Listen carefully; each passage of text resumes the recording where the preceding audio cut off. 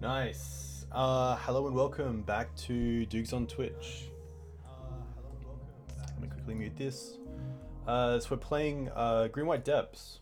So Green White Depths, the newest variant of Dark Depths, combos in Legacy, Hogak deck probably before that, just before that, sorry. So this deck is kind of a combination of Maverick and Dark Depths variants. I've broken up the deck list so we can see it. So in the first column we have our mana base, so coloured mana base and fetches, Savannahs, 1 plains and 2 forest, pretty stock standard. We then have our sort of crop rotation suite, so we have 1 Karakas, 2 Steppe, 1 Dryad Arbor, 1 Bojuka Bog, 1 Ancient Tomb, 1 Maze of Ith and 2 Wastelands. I've doubled up on the Steppes because I kind of think the second one is really good right now, especially when people only expect 1 in the deck. The ability to Reclaimer or Crop or Knight of Autumn for it is really strong, so really enjoying that. We then have 3 Dark Depths, 4 Stage, 4 Mox Diamond. Only 3 Depths because the deck is, I would say the deck is more a mid-range deck with a combo finish rather than an actual combo deck. A little bit like how some people describe Food Chain in Legacy. So the Mox Diamonds are really nice, especially on turn 1.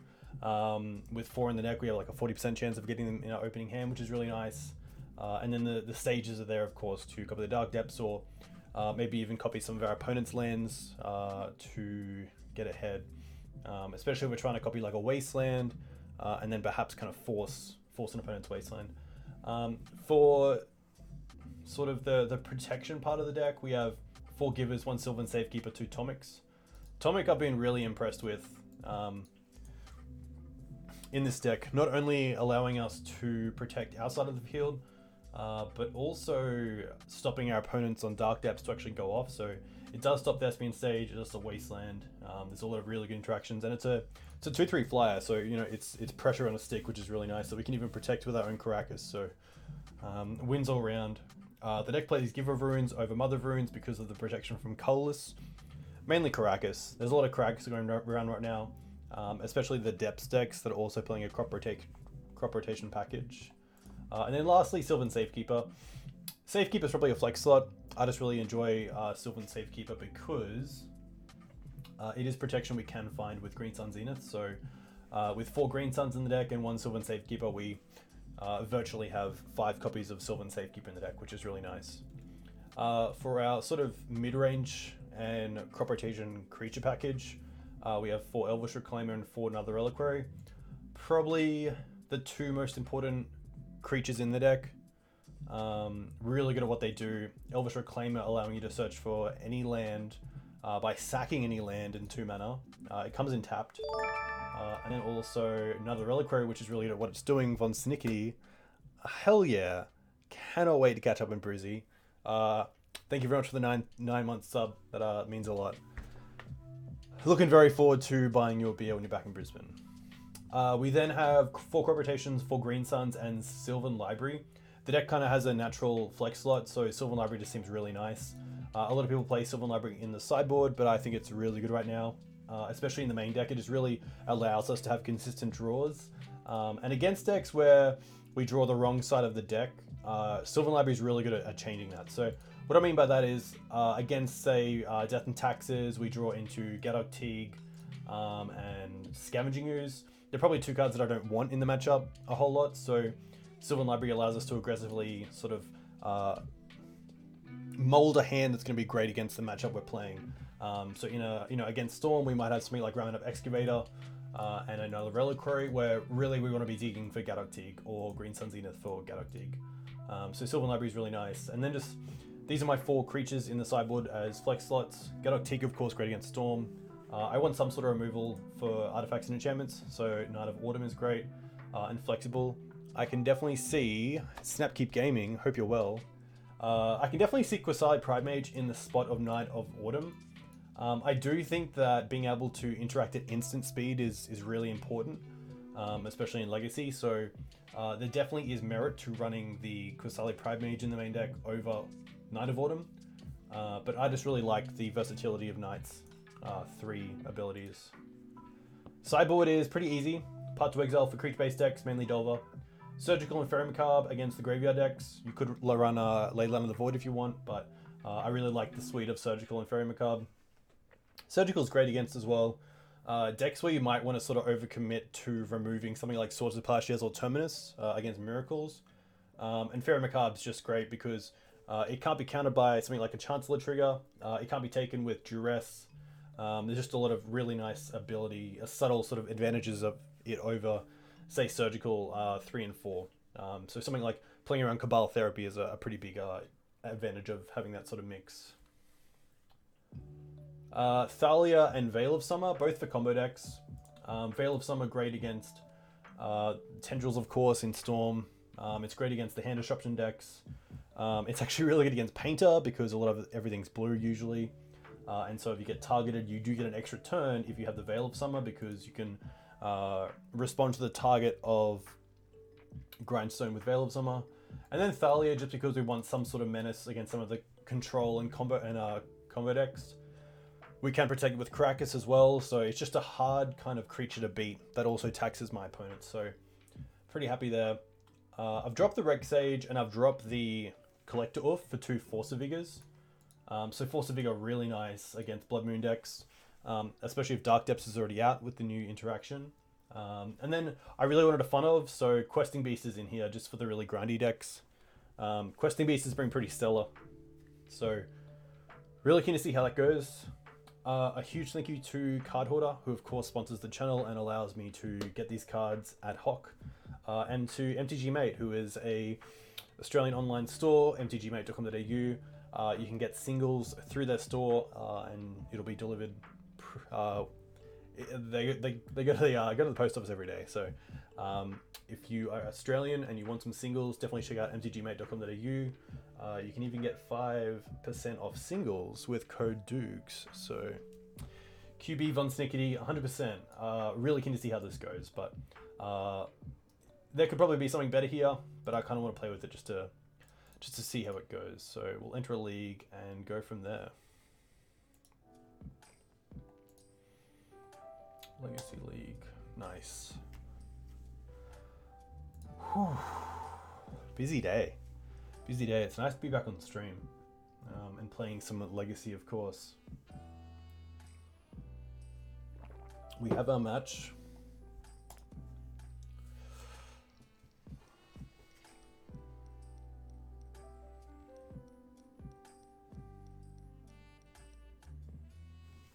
Actually, currently writing a primer for Green White Depths on the Green Sun Zenith, which is pretty nice.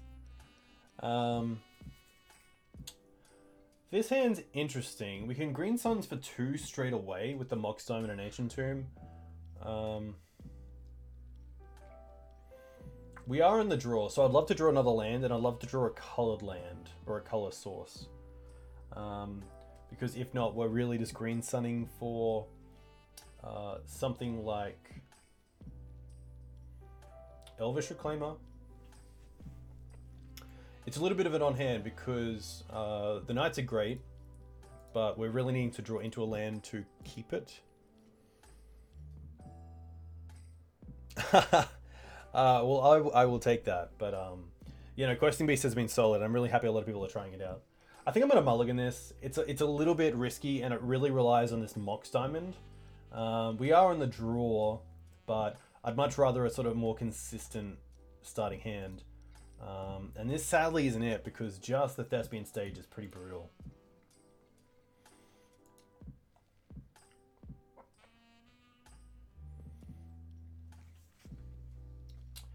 I think there's definitely a 5 that's better than this, and that's another reason to mulligan again. So I think we are going to mulligan. Not the greatest start, but this hand's fantastic, so we're going to keep this. And I'm going to bottom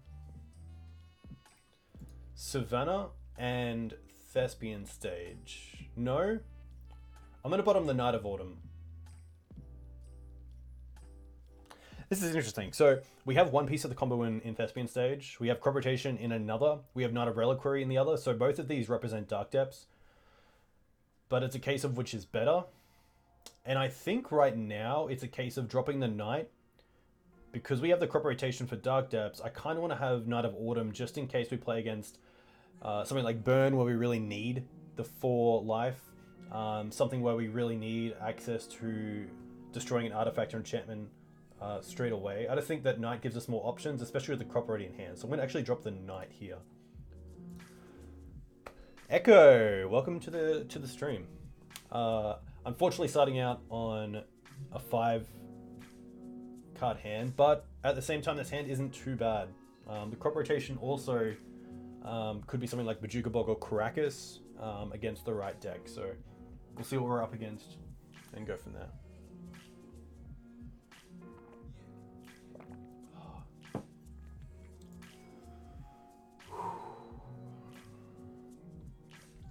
So I think the play is just draw Windswept Heath, pass, and then we're most likely going to be fetching for a basic forest, but depending on what we're playing against, it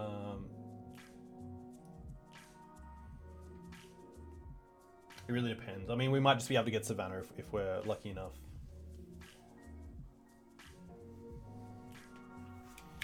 All right, our opponent's keeping.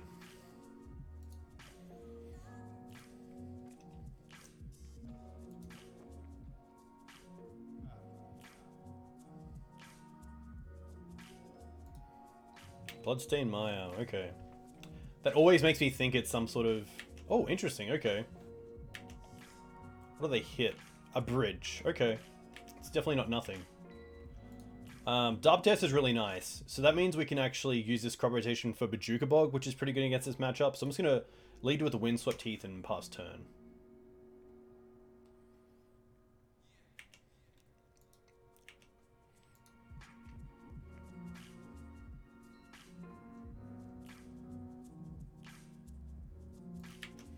Another Stitches, sure. Hit a looting, but nothing else. Cabal Therapy. I'm just going to let them go ahead with this. I don't think they'll name crop rotation. They don't have anything idea what... Name Swords to Plowshares. Okay, that's great. So if they want a flashback here, they most likely take the Knight because the bridge triggers, which is fine.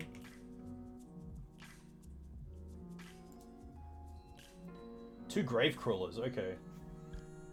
I think it's in response to this, we do an easy fetch. So fetch for forest. Crop rotate this away. And we'll get that Bojuka Bog. And target them.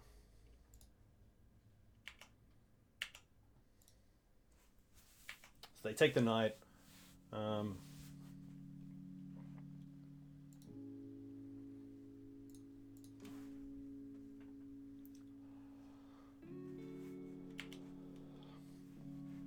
So we have a pretty good clock as well. Mum. Okay, that's actually great against the Stitches Supplier.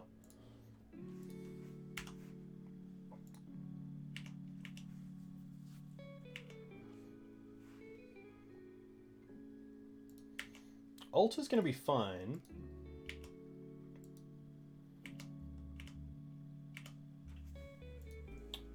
Mox Diamond. We can just play the Thespian stage here. Interesting, if we didn't play the Mum last turn and played the stage, we could actually Dark Depths in their turn because we would have the planes to pitch to Mox Diamond. But we'll just go Thespian stage here and pass.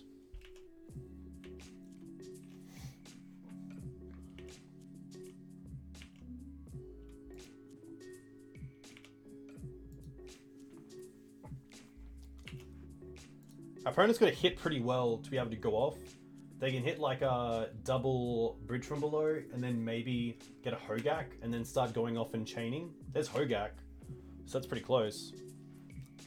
They can now cast Gravecrawler from the graveyard and redo it if they want, but they're not going to. Interesting. I think here we're not even gonna use stage because I want to play this Dark Depths. It's funny enough, I was going to copy my own planes in case we drew Tomik so we could cast it, but it doesn't really matter here. We can just play Dark Depths and pass turn. They're not usually a Wasteland deck either, so pretty happy just to see what happens. And if they actually think they have an out.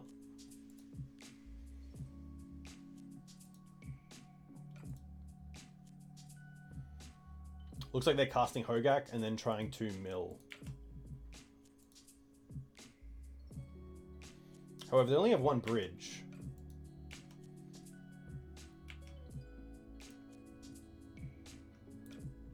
So maybe they want to cast another Grave Crawler from the bin.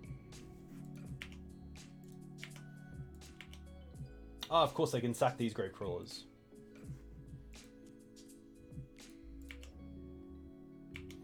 Not sure it's going to be enough though.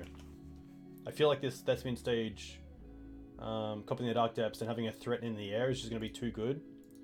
Unless they actually start milling us out. So they can create enough creatures and then mill us out.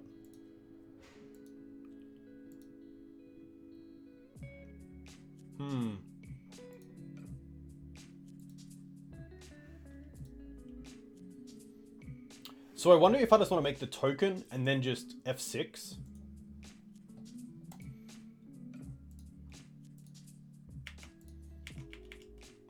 I wonder if that's better. I don't believe that have a main deck answer to the 2020.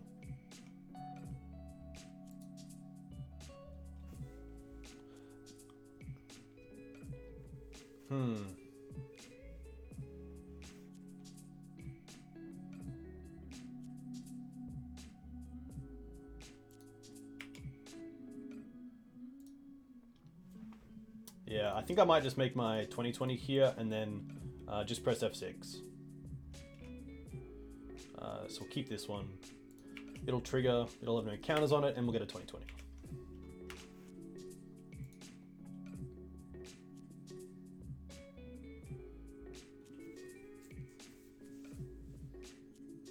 Hey, Debinder, good morning.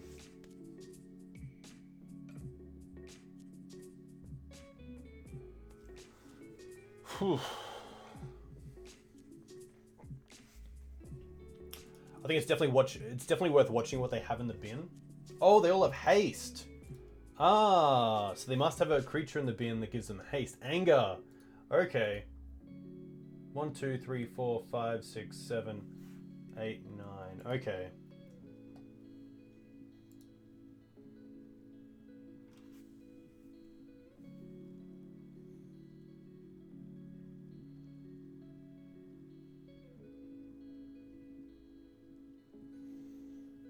So I think that Force of Vigor is going to come in. We'll definitely bring in the Faerie Macabres, the Surgicals, and then probably just maybe the... It's going to be interesting.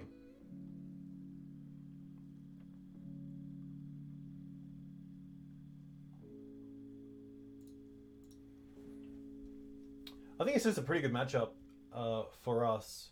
If we can just try to get there before...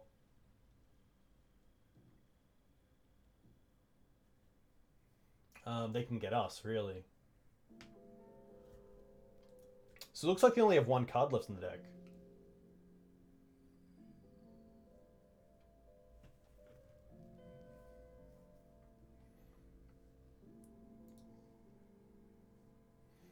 So I believe the out for them is either getting through with enough zombies or milling us out so that in our draw step we can't actually draw a card.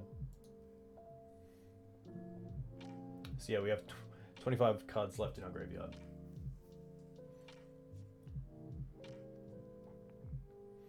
Anger's interesting. I didn't think about anger.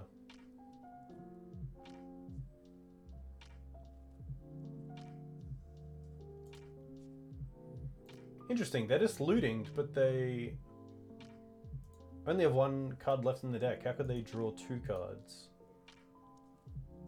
Did they just looting? Surely not.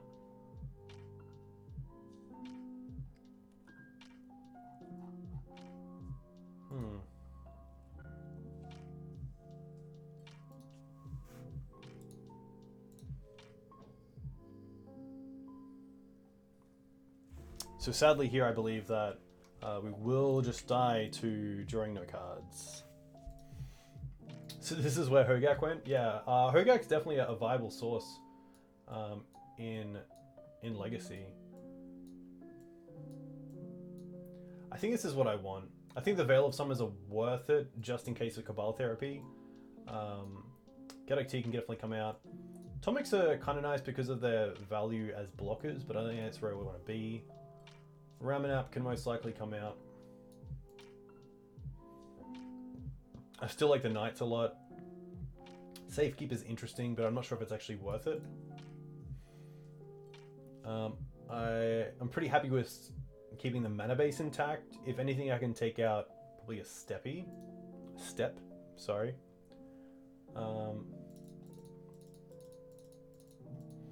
Is double force too much? I think just because of Altar, I really want to make sure I have at least a force in my opening hand once I've drawn, you know, 3 times. So by turn 4, I really want to have a force. I don't mind dropping a Knight. I like the Sylvan Library because it allows us to try to dig for some of these that we can't find with Green Sun Zenith or Crop Rotation. I'm happy to probably drop a Giver and just play this 60. Path to Exile is interesting, but I don't think we need it necessarily. I think the way we're going to exile creatures is most likely through Surgical Extraction and Faerie Macabre. So submit this and run it back.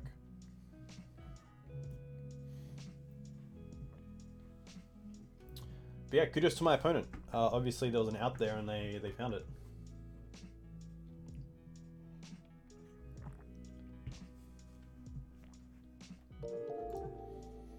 Hey, the King. Very nice to have you on the stream. The King and I did a little podcast the other day, which was very fun. No, that's more than fine. So we're currently down a game against Zombie Bombardment, I think it's called. Hogak Zombie, Hogak Altar. I'd love to play first. This hand's not too bad. The double Dark Depths is a little bit interesting. The Karakas is really nice against Hogak.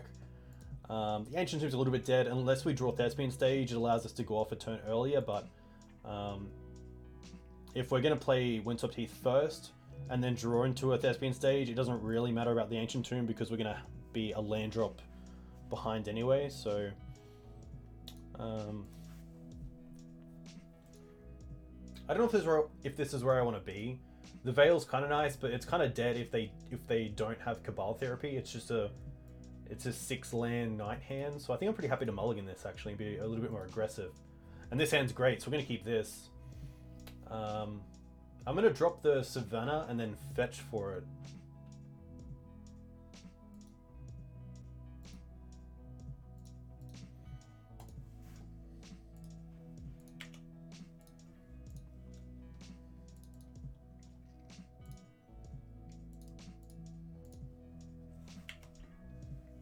It is Force of Vigor. I think just because Altar is such a threat in this matchup that I really wanted it. And I wasn't sure if my opponent's going to bring in any more sort of artifact or enchantment hate. Something like Pithing Needle, something low to the ground. Faithless Looting's fine. Hogak. So I can just deal with Hogak right now if I want. But I think I might just let it pass. I think I'm really wanting to target Bridge from below. I think that's the card that can kind of get out of hand. So I'm pretty happy with just Bojuka Bog here. Because we have the Surgical as backup as well. There's no point not attacking because we can't do anything with only 1 mana anyway, so...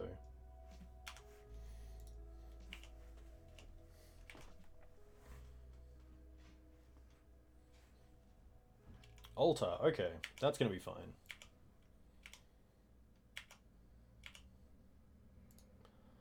Mox Diamond. Mox is actually quite nice, so I'm going to play the fetch land, because now we can actually fetch, get a Savannah, and then play Mox Diamond and pitch the Forest, which turns this Elvish Reclaimer on. And it also means we have just Force of Vigor up, so I think here... I'm pretty happy to attack.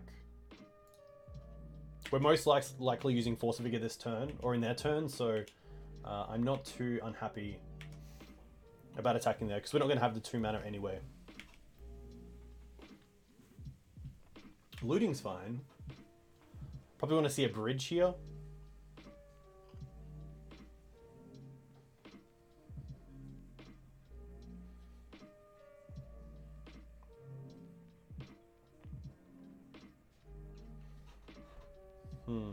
Goblet of Martyr, interesting.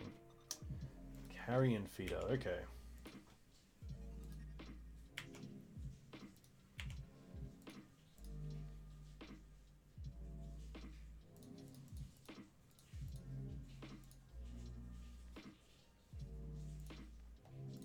I'm just going to destroy this. It is only a 1-for-1, but I just want to get it out of the way.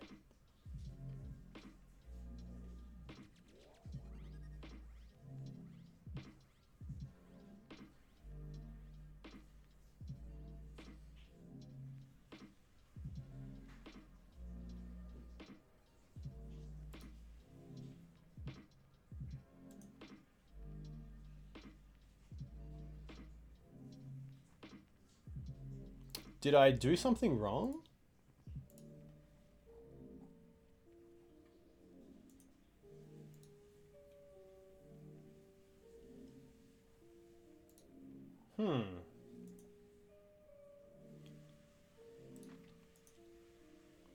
Up 2. Oh my god. I thought it was you have to choose 2. So I clicked on the altar twice to target it twice. Rough. Rough. Well, that kind of helps, I guess. We can Green Suns for Night of Autumn.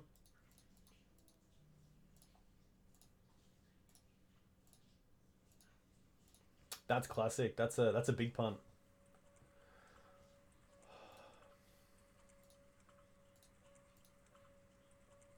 At least I didn't force it. Yeah, that's very true.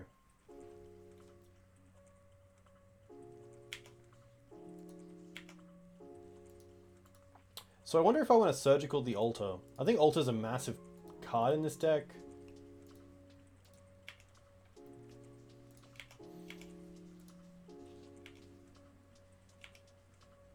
I think I'm pretty happy to take care of the Altar right now. We don't really have many other options to deal with it later on. So they have Carrion Feeder, Looting, Stitcher, and Hogak. Okay. Well, we can easily get rid of the Hogak with Karakas, which is nice.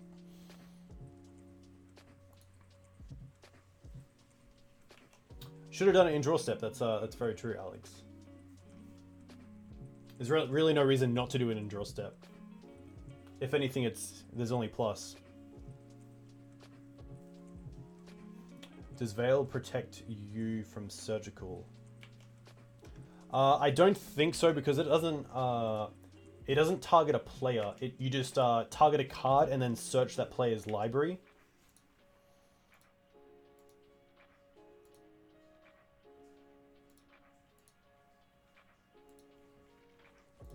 Vengevine's pretty nice there.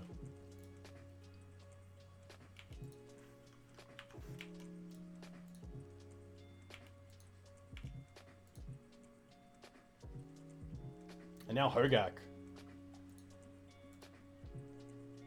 This is rough because the Karakas, if we don't draw into anything good, the Elvish Reclaimer Karakas comes in tapped.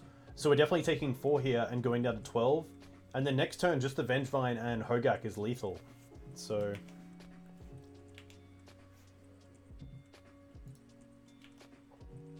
not blocking here, there's no good trade, so I'm happy to take the life.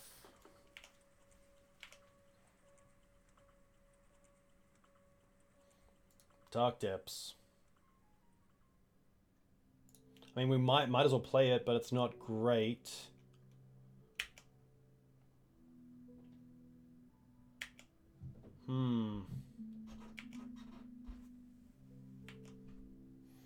Yeah, so Hogak came in off the 2 creatures here and then exiled the rest from their graveyard.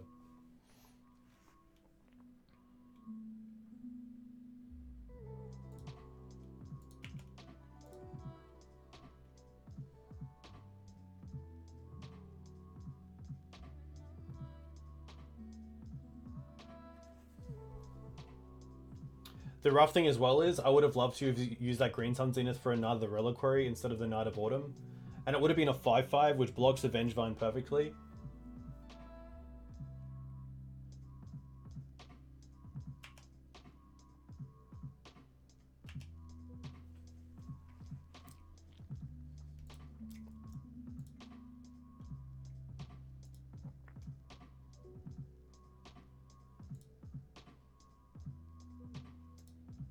Hmm.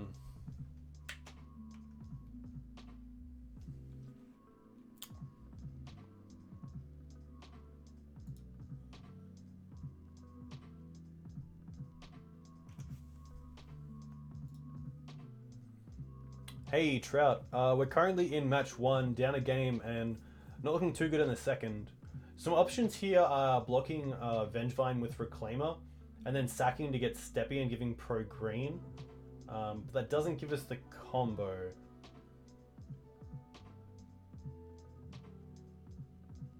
This does have Trample as well, just so good.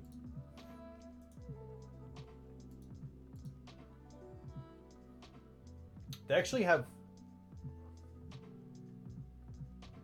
They have lethal as well if we only block these two. Sorry, if we only block here. Because they can sack 1, 2, 3, 4 to make this a 5/5, which with the Hogak is 12. So we definitely have to go to blocks.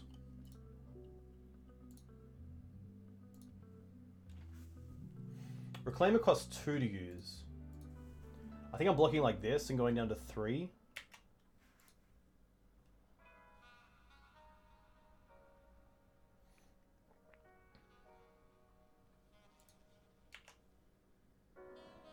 Sadly, I can't do the combo because Thespian stage comes in tapped.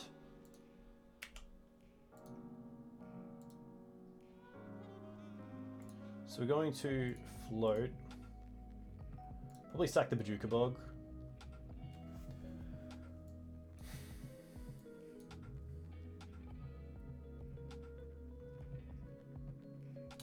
So Steppe saves my Reclaimer, but it doesn't do too much the following turn. Getting Thespian stage means we need to live another turn, which is pretty rough because these 2 Gravecrawlers coming back next turn means the Vengevine's definitely coming back.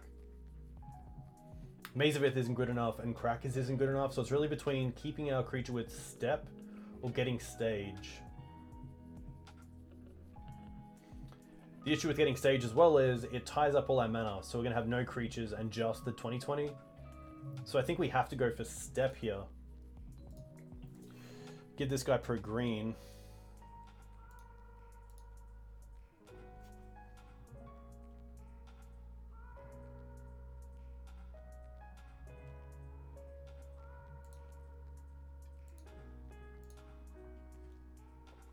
I can't even think of what we want to draw into. It might even be like Green Suns for Ramunap to get back the Bojuka Bog. That's the reason why I sacked it, to put it in the graveyard to maybe get another hit off it.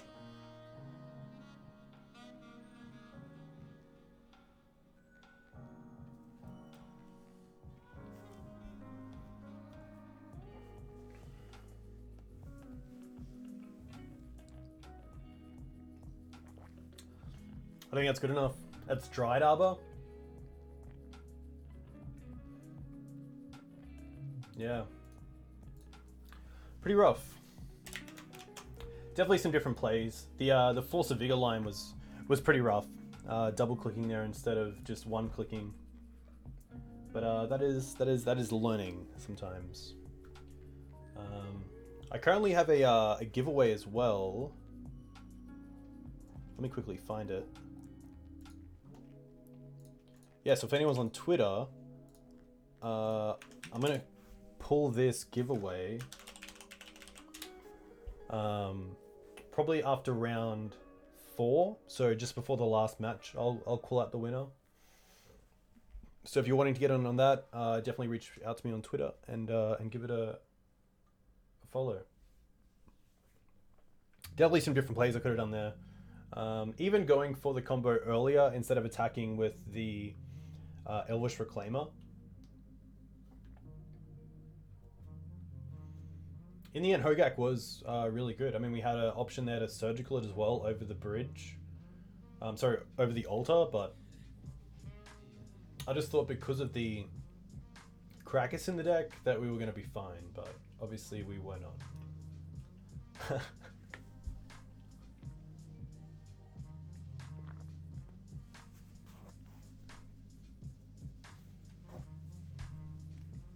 But yeah, Green White Depths has been really good. I'm really enjoying it. I think it's quite good against a lot of decks, which is nice. The Green Suns package and the crop rotation package makes it quite consistent, and kind of gives you a lot of silver bullets in both creatures and lands to get out of pretty tricky situations. Snapkeep Gaming, I have not tried Pioneer. I don't know if I'll get into it. It's really a time constraint. For the time that I do get for Magic, I like playing Legacy, so to enter a whole new format, it's pretty rough because it's a big time sink trying to figure out what deck you like and what the meta is, and you know what cards might be banned that you might not want to pick up if they're quite expensive right now. A lot of little things to put together.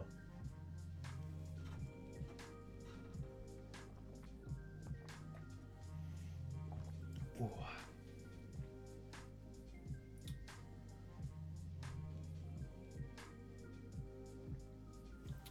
You're bringing Green White Depths to the MKM series in Prague next month. Picking it up not so long ago and love your videos to learn some sneaky plays. Hey, Debinder, that is very cool to hear. I'm actually going to give you a sneak peek into something because I'm currently writing a primer for Green White Depths on the greensunzenith.com. So I would love your input because while we're looking for an opponent, I'll show you some of the stuff that we're going over. So we'll go to pages. Hey, 6A66. Welcome to the stream. We are currently down a game. We lost to Hogak. I guess Hogak Altar. I'm not too sure of the actual name of it, but looking to recover from here. So this is it. Oh, we actually have a match. We'll come back to this primer.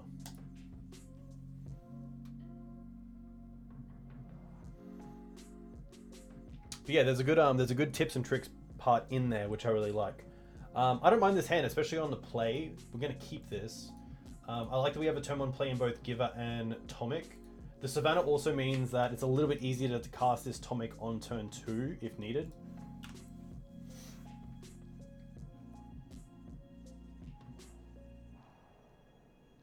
Looks like a Thoughtseize, okay. So this could be Storm, which this hand isn't really great against, other than the crop rotation for Bojuka Bog, where you might be able to squeeze out a win, which they just took. So this is interesting. Our best setup for Storm is going to be something like Green Suns for Gaddock Teeg. So because I'm pretty keen here just to Wasteland our opponent. I think taking our opponent off mana is pretty good right now. Even though it's putting us behind a little bit, if we draw into something like Mox Diamond, we're going to get that turned back a little bit. So, hey, Michael, very cool to hear. Yeah, the cleave seems really strong. I love how easy it is to actually cast it in the right deck, which I think is really nice design.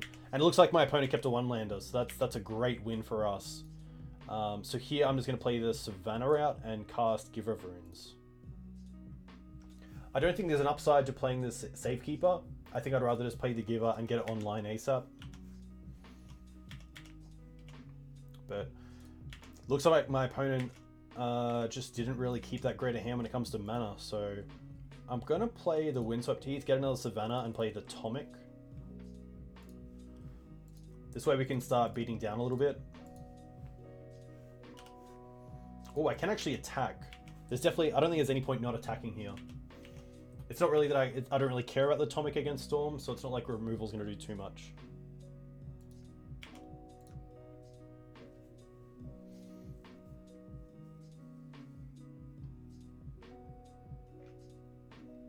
So the best next play is probably Knight, because then I can hopefully keep up Bojuka Bog. But I think my best draw is going to be Green Sun Zenith. Green Sun's Fatigue is pretty much game, I believe, if this is going to be the deck that I think it is.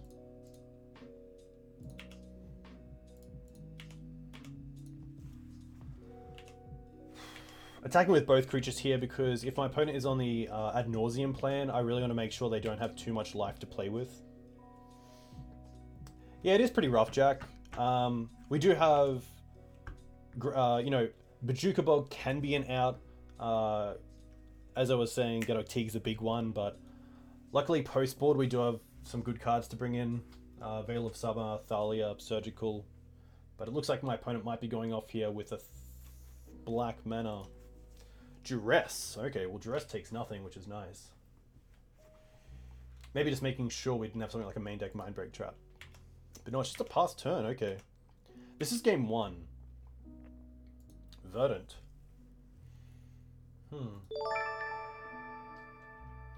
Hey, Renaissance. A huge thank you for the 2 months. That is very cool. Hope you're well. Hope you're enjoying the stream. But yeah, huge thank you. That means a lot. So what do I want to do here? We can definitely play out our hand pretty much. We can also keep up the combo, which is kind of nice. Which I don't mind doing. So I think I might just attack with the Tomik. And then hold up either the combo or Bojuka Bog here.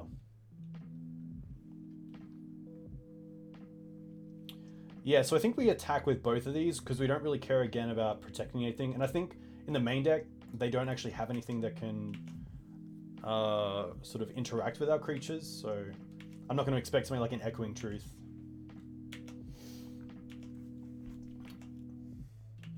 Today is the giveaway. So just after round 4, I will post the winner for sure.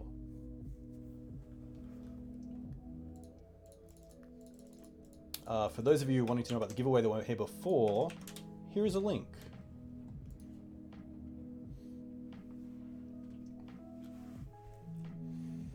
So I would think if my opponent has... They chose to shuffle with the Ponder, I believe. Yeah, Ponder chose to shuffle, and then they had a Brainstorm. They played a Swamp and cast Duress. They didn't even get to fetch away any cards.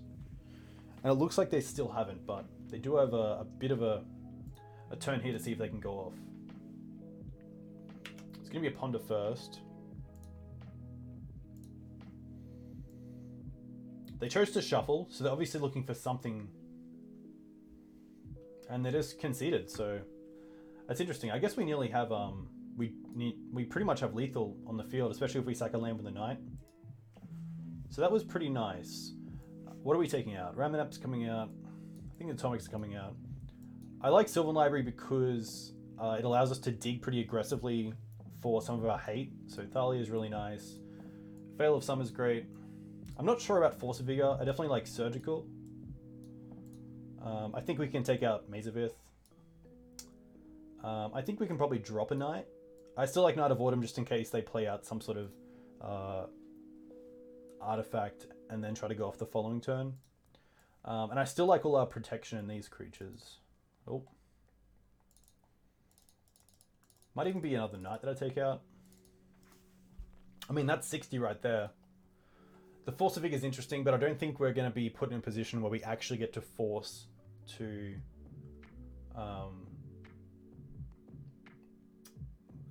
our advantage. Have you heard of the Stormless playing Oko? That's pretty spice. I mean, especially if you're creating, 3/3s with your own Lotus Petals and your opponent doesn't really know what's happening. I think this hand's okay. We have a lot of routes here, so if we get a Savannah, we can cast both turn 1 Giver, turn 2 Thalia, and if the Thalia doesn't make it, we can then also Green Suns for Gaddock Teeg 2 turns after, so I'm pretty happy to keep this. There's also interaction in Surgical, so...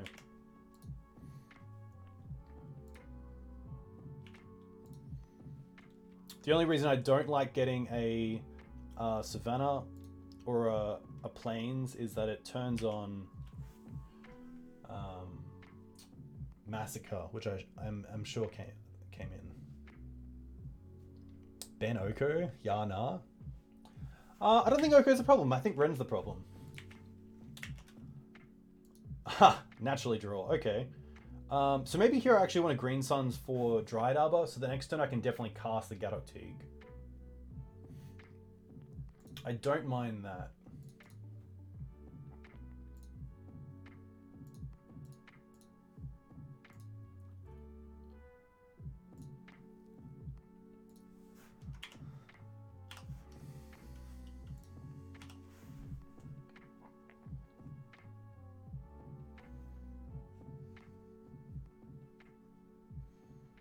If we drew into a Mox Diamond, that would be pretty gas. It looks like it's going to go off.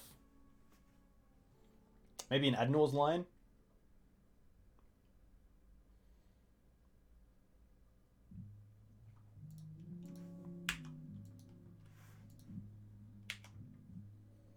Alright. What do we see? Down to 7. They have a Lotus Petal, so they can Dark Red, and then Past in Flames. Nuts.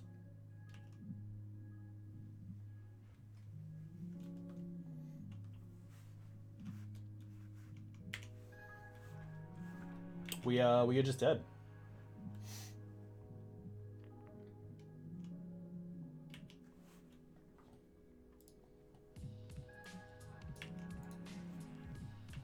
I wonder if it's worth bringing in the Faerie Macabres if we know they're going to be on the Past in Flames game still. Yeah, they have a tutor. They have a troll.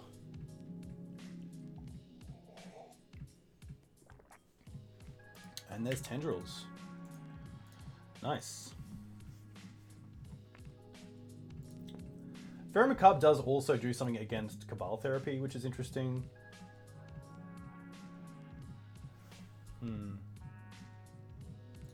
Maybe I'm less on the rotation plan and Reclaimer plan. Maybe that's how I want to side. I think this is fine. There's probably some sort of merit to bringing in Force, but I think we just have a pretty good idea anyway. Sadly, this is a no mana hand when it comes to colored mana, so I'll mulligan this. Still not great. We're dropping a stage. We have Faerie Macabre. I think there's better 5s. I think there's much better 5s. And this is pretty close to it. A turn 1 Thalia. And then if we draw a land, we also have Green Suns for Gaddock Teeg, so I'm very happy to keep this. Keep. So we're dropping the Dryad Arbor and the Thespian stage. No, sorry, we're dropping the Giver and the Dryad Arbor. Playing Mox Diamond, pitching Thespian stage, and then playing Ancient Tomb for the Thalia. Drawing a land, hopefully, and then green sunning for Gaddock Teeg. I think that's fine.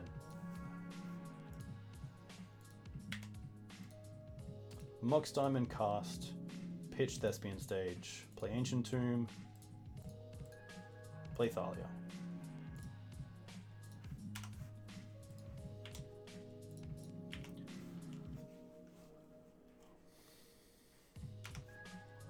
Come on, land.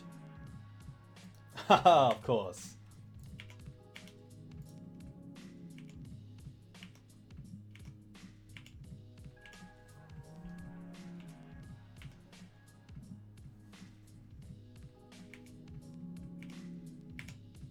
Can we get there? Dark Depths. Sadly not that great. I could have also Green Sun Fatigue, that's very true. Which I assume was the correct play. I just totally missed that. That's pretty rough. I think because I just had tunnel vision on Thalia there.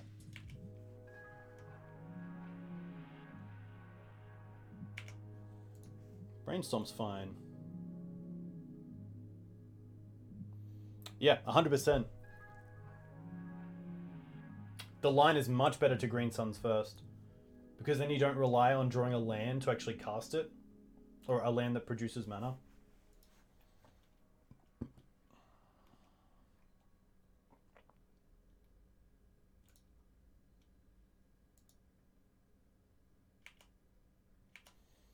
Alright, big draw step.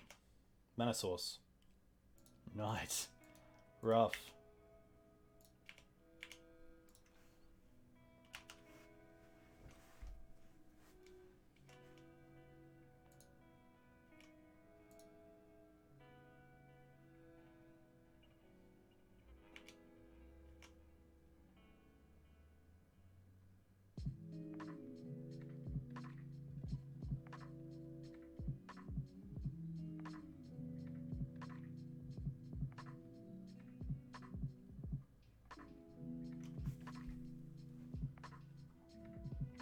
Oh.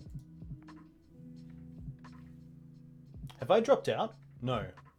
All good. This looks like a massacre, maybe? Dark Ridge, okay.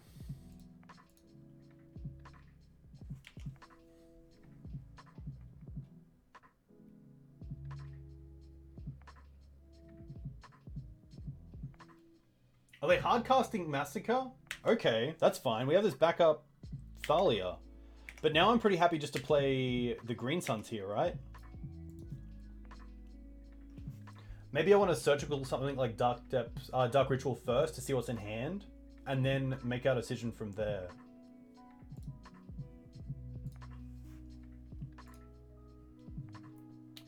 Past in Flames, Infernal Tutor, Cabal.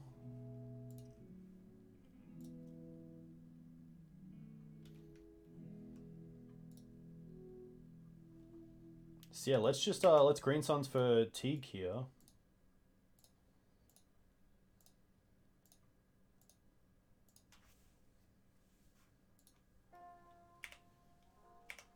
So kind of let off the chain there. I guess our mana issues is kind of funny because it meant we didn't have a plains for their free Massacre.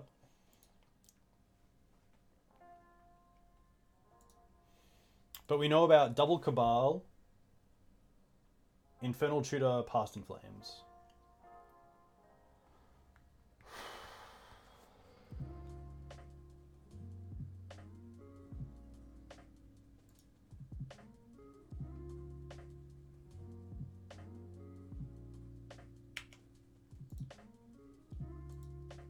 Another Cabal Ritual. Okay, what do they draw? Oh, luckily we get another turn. Okay, that's really nice. Faerie Macabre. Okay, that's great with the Past in Flames. Let's attack first. It also turns off the...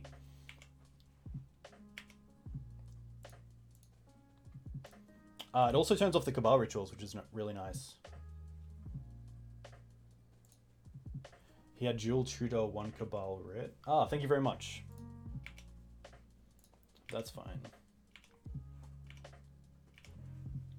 So this is pretty rough, but Faerie Macabre's even better because hitting those Cabal Rituals is really nice, as well as turning off Infernal Tutor as a target for Past in Flames if they get rid of the Gaddock Teeg.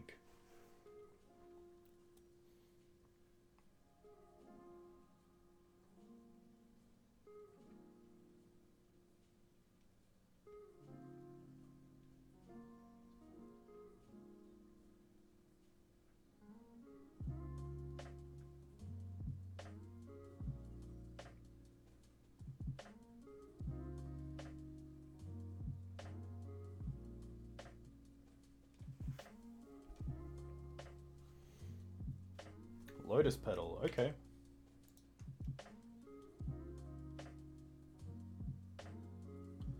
Thoughtseize. Okay, so I'm definitely here. I'm pretty keen to take away the Infernal Tutor and the Brainstorm.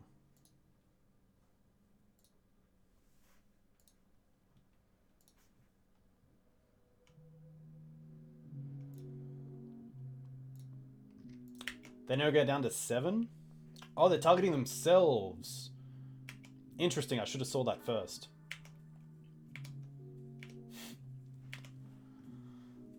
Steppe. It is a tap land, but it doesn't really...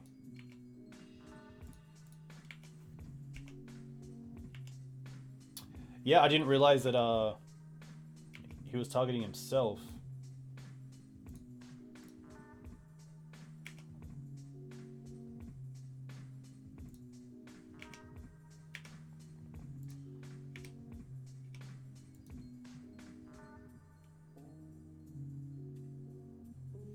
Rough. I really should have looked at who he was targeting. Or they were targeting.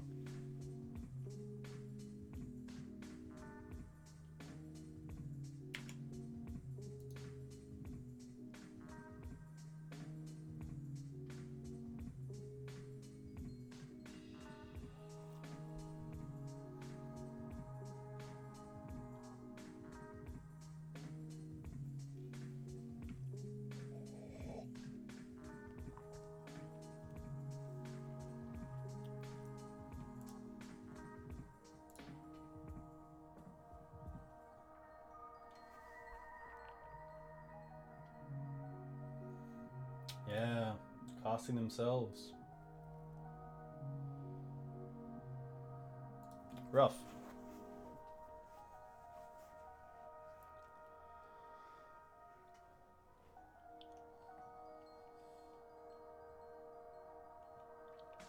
If they get rid of Teeg, they only need a small...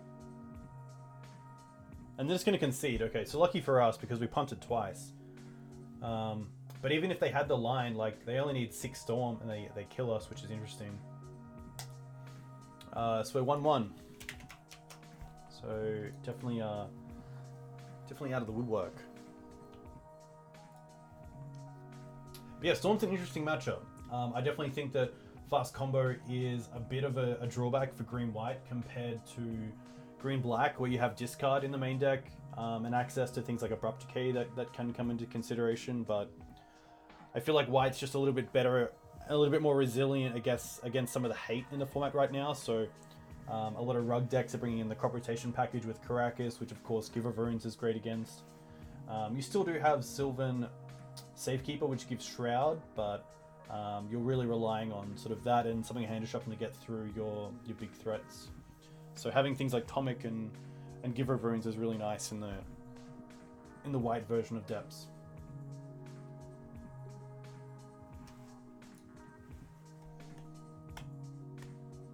So would love to come back here and take down the next couple of games and maybe even stay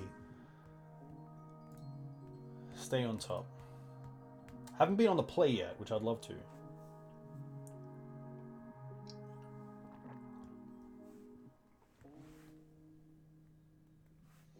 On the draw. Unknown 9-mo. This hand is fine. The Sylvan Library is really nice. I'd love some sort of crop rotation, some sort of Mox Diamond in my hand, but I'm pretty keen to keep this, especially with 2 crops as one. Is really nice. One for like a utility lane like Bog, and then one for Dark Depths. Just a Volcanic Pass. Interesting. I think I'm happy just to open up with another crop. Volcanic Catacombs Pass. I'm not really scared of Stifle in the format right now. And I don't want to be Wastelanded out straight away, so...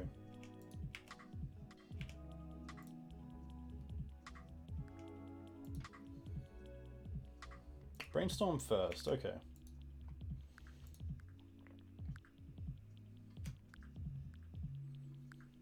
If I was scared of Stifle, I'd probably fetch in response to the Brainstorm, so they'd have to fetch as well. And then the Brainstorm would resolve after they actually shuffle their deck. Okay, so this looks like Rug Delver. Interesting. Still pretty happy to just fetch up a basic here.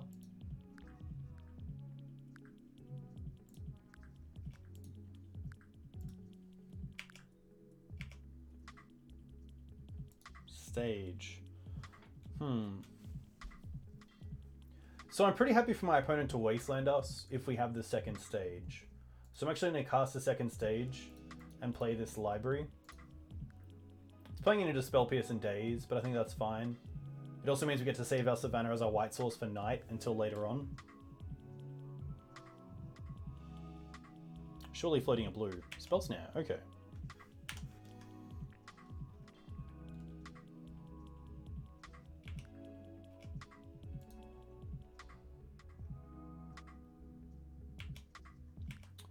Nothing. A very, they're obviously keeping a very interesting hand.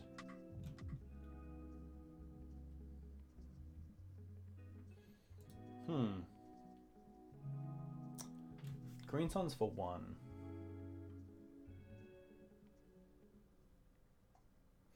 I don't mind playing out the second stage here.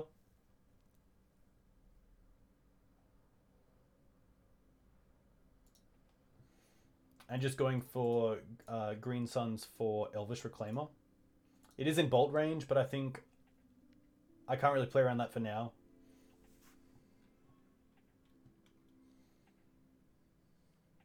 Spell Pierce, okay.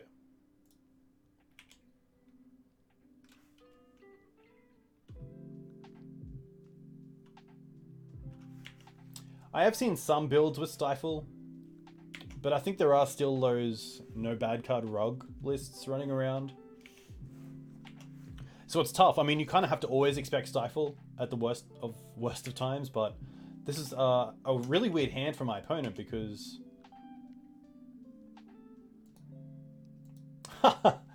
Classic. I think we just play stage and pass back. And then hold up crop rotation.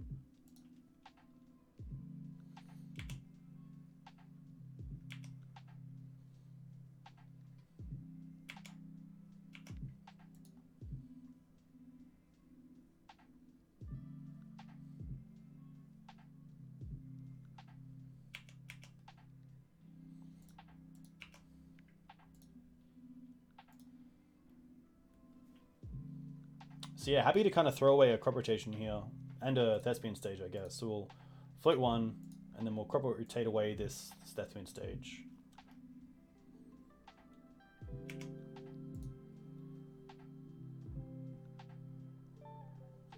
It also means that if we get to untap, we can play Knight, and it can be a 4/4, which is nice because it'll be out of bolt range. This looks just like a hard cast Force of Will, though. That is fine. I think I might even just use my floating mana to make one of these a forest. Now we can even hold up crop rotation, which is kind of nice. Wasteland's not really needed here, so let's play this. Play Knight. Okay. Yeah, I think when they fetched there, I was like, here comes a hardcast Force. Yeah, really weird. They kept a really interesting hand. Bolt first. Sure. I wonder if we'll get a Steppe here. We might as well try. We'll crop rotate away the forest. They have 2 cards left. This also means if they counter this, which they don't, let's go for Step. They're really putting all their eggs into kind of one basket here.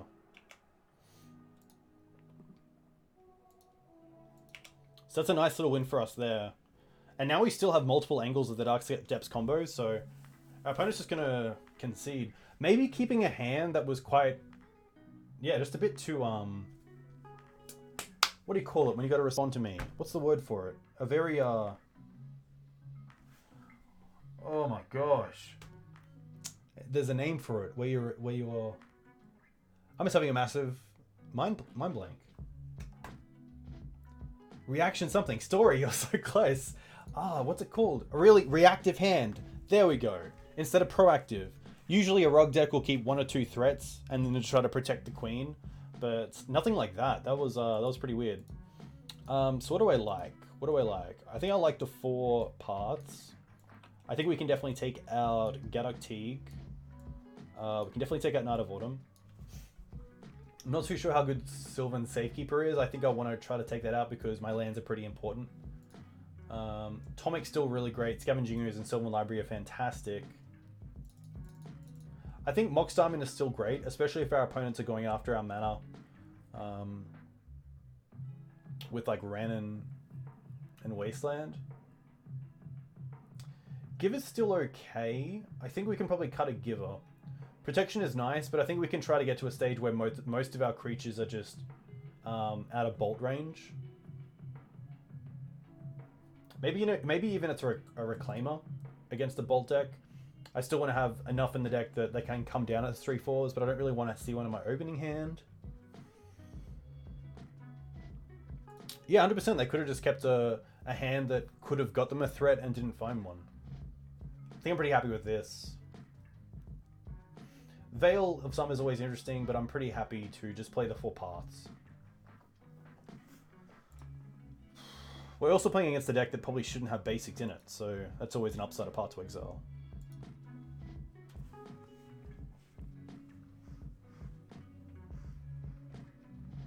Interesting hand. The Verdant's most likely going for a Savannah, which is very open to Wasteland. Our opponent has kept 7. Runes. Very nice to see you, buddy. Naked. Nice, man. Hope all is well back home. This is an interesting one. So it's pretty much a big blowout to Wasteland, but if we draw into just one more land, it's not too bad.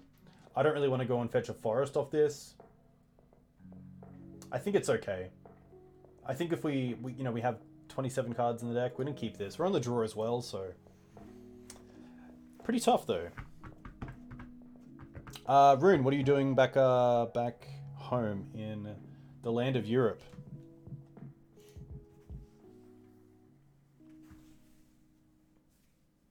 Miss you, man. Legacy's definitely settled down since you've been here, unfortunately. Should hopefully get some people together for Friday Legacy, which is nice.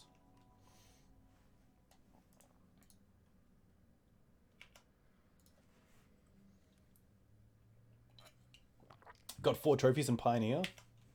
Very cool. Jack, this hand is very loose. Savannah. Always got it. Always got it. Do I want to fetch first? Just in case of Stifle, I'm going to just play this Reclaimer here. My opponent also didn't leave with Volcanic, so I can't get bolted, which is nice. Alright. Yeah, Creole was nice, man. Creole was really nice. What are you playing in Pioneer? How are you enjoying the format?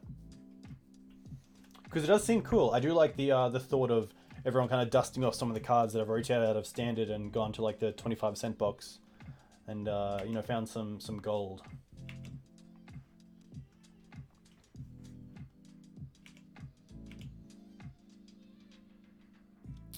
Phoenix and Cruise's life. Yeah, it seems pretty good. Wasteland, interesting. Ponder.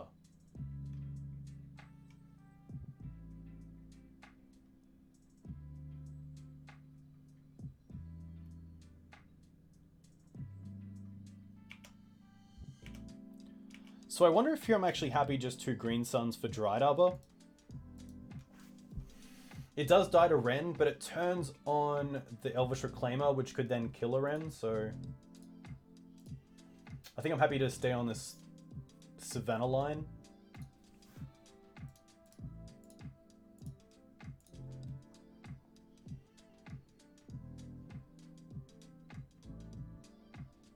They're gonna force this. Okay. There's Stifle. Okay, so they actually are on the Stifle plan. Can definitely attack. There's no reason not to.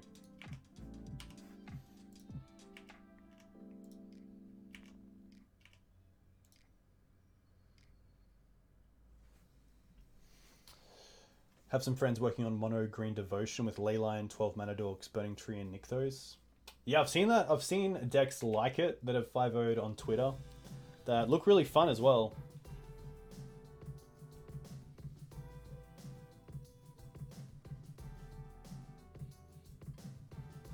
Hooting Mandrills. That's not too bad because we do have this Path to Exile, which is nice. They do also have Spell Pierce open.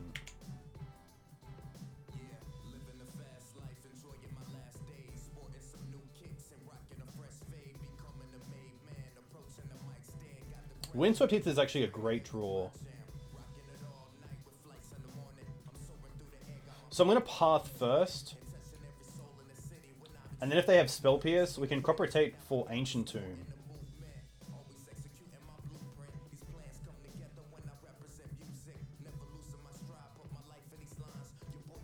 Brainstorm in response.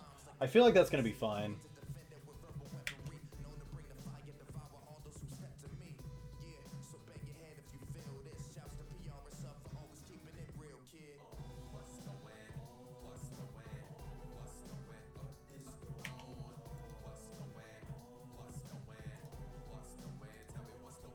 So I guess I get a free shuffle off the Brainstorm there, but what do I want to do here? I think we just attack and we fetch here. Just to make it a 3-4. Pretty happy to apply some damage.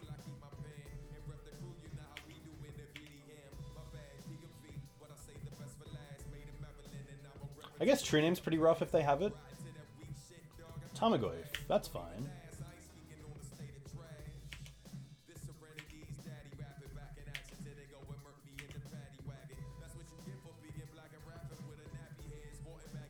Nice. So I can play Dark Depths and then just hold up crop rotation. I have Bojuka Bog for the Goyf, which isn't too bad. So I'm going to do that.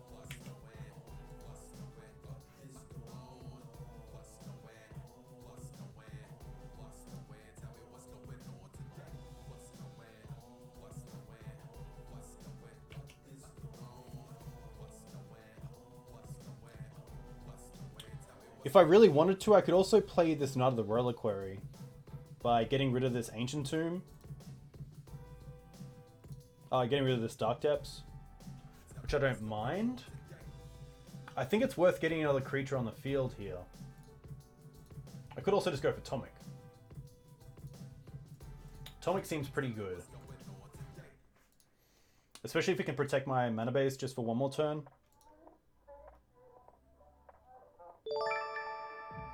Hey, Irish Visionary.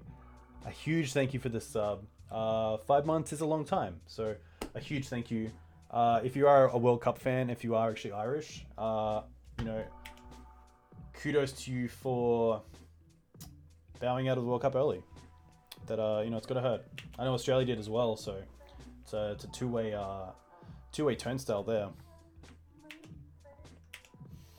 I can't do it this turn. What can I do it this turn? Jack, more knowledge. More knowledge, please.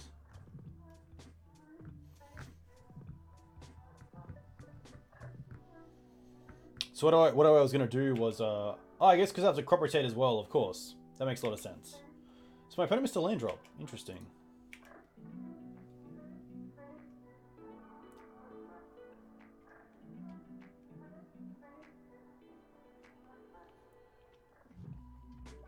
So we have pressure in the air, which is nice.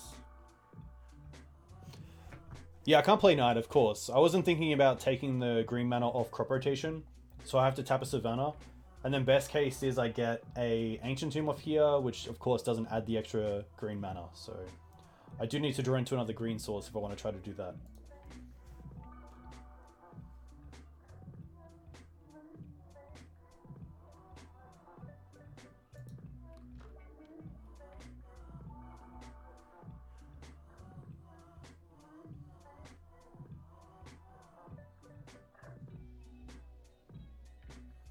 Opponent having a good think. Jack, what are you playing in Legacy right now in Melbourne? What's the kind of Melbourne metagame at the moment? And how many nights do you guys play Legacy a week on average as like a group?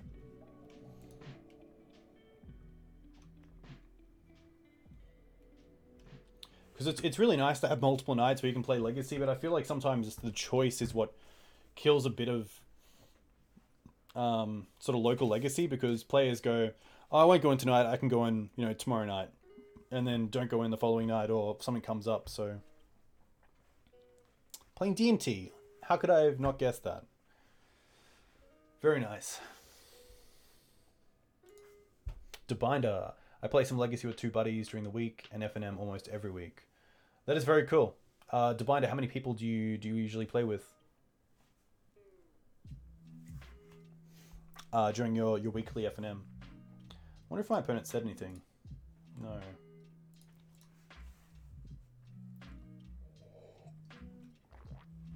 So still just awaiting, which is fine. For those 39 of you in chat, if any of you are on Twitter, I do have a giveaway that I will do.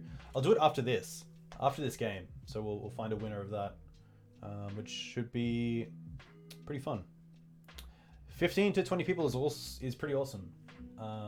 We definitely did have that. It's in a bit of a rut right now locally, but you know, it's always nice because Legacy players usually like to just, you know, come out, and the community usually stays pretty strong, which is nice. Well, Path to Exile is actually a great draw here.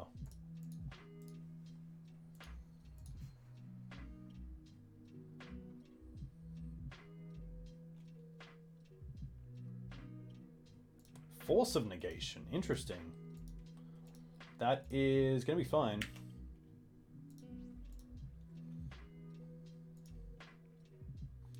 So I could attack with both here and then get them with crop rotation. I'm not sure if that's sort of a too aggressive. If they have another counter, it's pretty rough.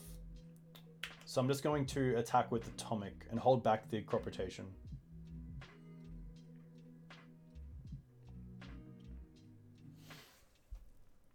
Yeah, it would be interesting to see how Legacy went if we cut it back to one night a week here in Brisbane, but it'd be pretty rough to decide who doesn't get the night, because there are 2 stores. So in Brisbane we have Legacy on Mondays and Tuesdays, and then sometimes on Fridays. And there are still those sort of 6 or so players that are quite dedicated to their local Legacy scene, so it'd be tough. It would be nice. It would be nice to try to cut it back and see if there's one dedicated night that everyone liked.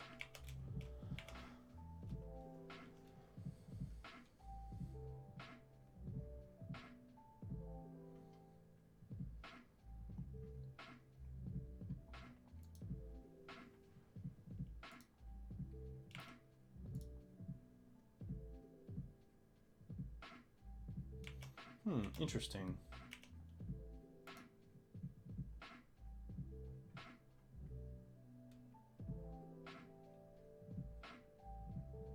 Wasteland. So I can actually take my opponent off Volcanic Island. Or I can hold up the crop rotation package, which I kind of like.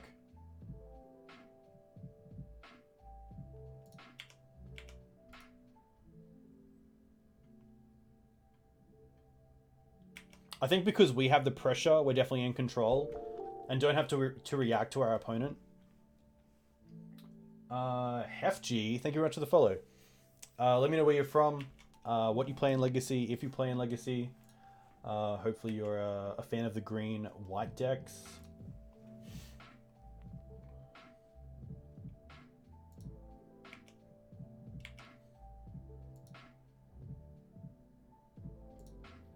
Ponder's going to be fine.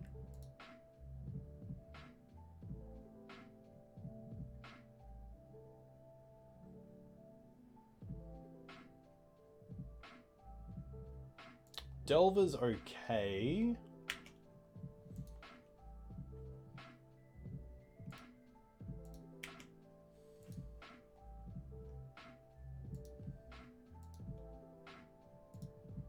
I don't mind just going for it here.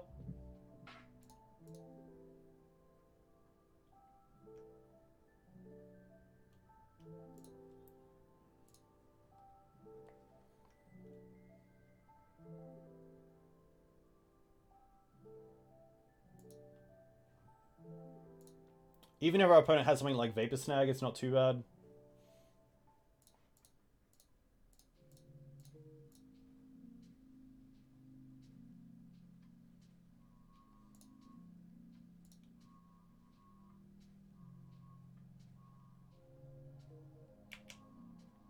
They might even have crop rotation.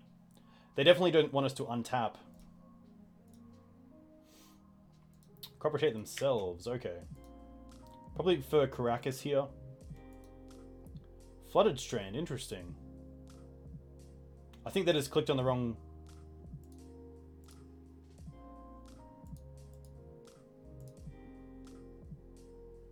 Hey, you're from Holland and work in Germany and play Sneak and Show and Mono Red Stompy.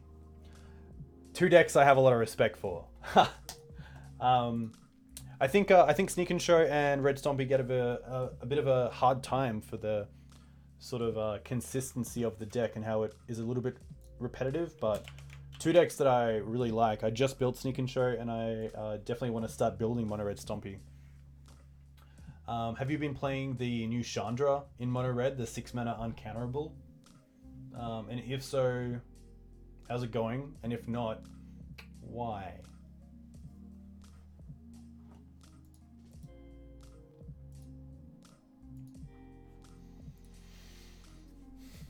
Seems yeah, it seems pretty fun. When is the best time to Wasteland Dark Depths? After the stage copied and the legendary. Interesting that you bring that up. Actually, we're gonna do this giveaway, so let's cancel that. So the best time is right here. So Thespian stage is activated targeting Dark Depths. If that ability resolves, Thespian stage is now a copy of Dark Depths with no ice counters because it didn't enter play. And then because the controller is now the owner of 2 legendary Dark Depths, you sacrifice 1, being the original Dark Depths because you want the new one, the Thespian stage, to stick around. And then there's a trigger for that ability to actually, for that Thespian stage to sack and get a 20/20. So if you actually get rid of that Thespian stage, then they won't get a 20/20.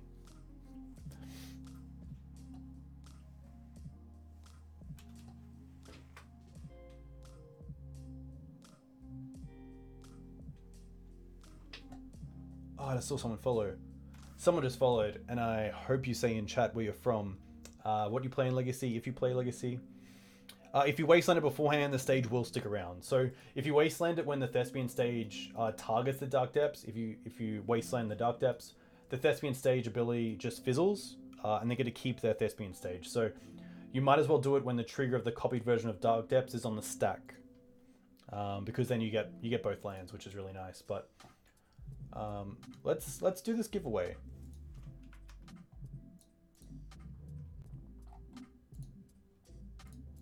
So I have something called a Twitter drawer where I can actually just put in the URL of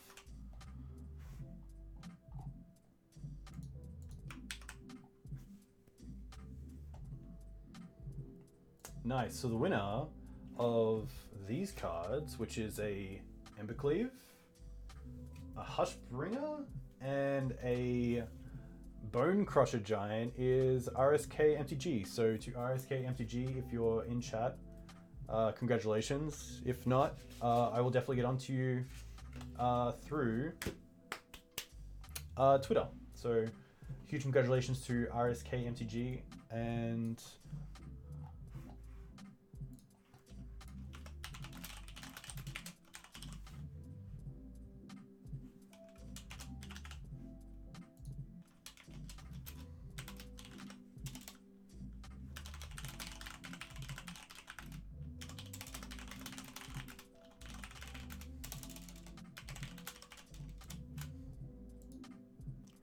yeah, huge thank you to those guys, to all of you too, for coming in. Deadby Adona, good to see you. KEMTG, thank you very much for the follow. Living in France, used to play 4-color check pile when DRS was legal. Yeah, DRS was a sweet card. There are times I miss it, there are times I don't miss it. Hey, Debinder, thank you very much. All the best, and enjoy your lunch. Not sure how to spell check. I think that's pretty close. I mean, when I read that, I definitely say check. So I'm gonna say that's, you know, that's how we spell it on the channel here. I think it's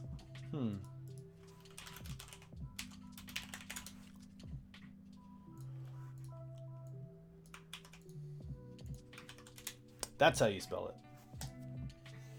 All right, we have a match. We're on the play for once, which is really nice. We will take the play. And this hand is okay. It's very much towards the combo, which I don't mind, so I'm going to keep this. It's nice because if we're against an aggressive deck, the crop rotation is nice for Maze of Ith. If we're against a sort of unfair deck, then the Karakas is great. If we're against a graveyard deck, then Bojuka Bog is great. And then we still have a crop rotation around for something else. So I'm just going to quickly go to the toilet, and then I'll be back in 1 second.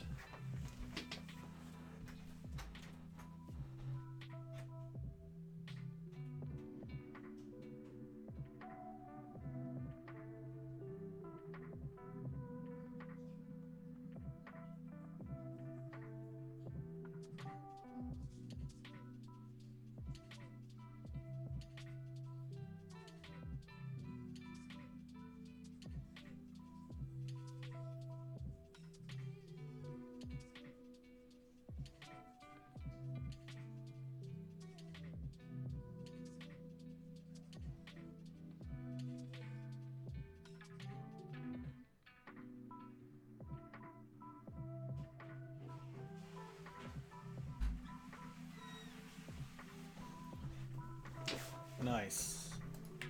Let's play the Verdant Catacomb. I want to keep the Windswept Heath because it can get both basics.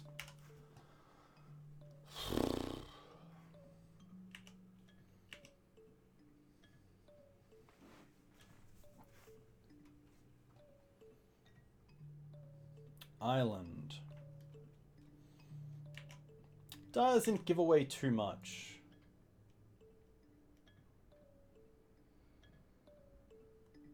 I think I'm happy to just untap Reclaimer. Okay. So I can play Windswept Heath. I can crack this for a basic.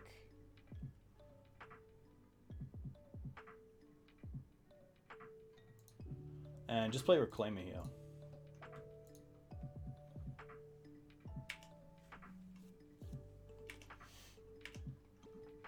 The one great thing about playing 2-step is that if you have one in your opening hand, you also have one in your your library, so you can crop rotate for it. Oh, Ancient Tomb, okay. Dimir Signet. This looks like some sort of Tezzerator deck. That's gonna be fine. Baleful Strix, okay.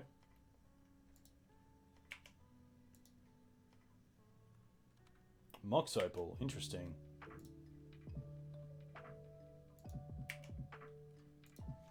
So I wonder if I have to crop rotation for Wasteland sometime here.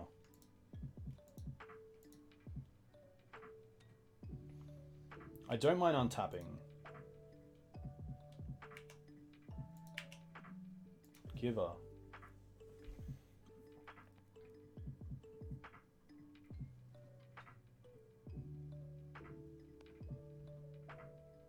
This could be a Wurza deck, so we do actually have access to crop rotation as well. So I might just hold up the Thespian stage combo because we can get Ancient Tomb and Dark Depths.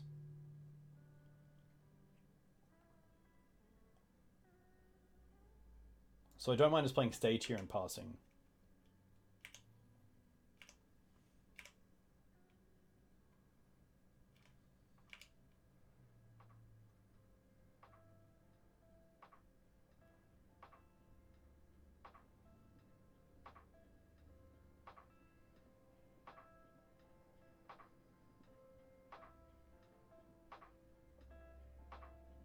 Antiquities War, okay.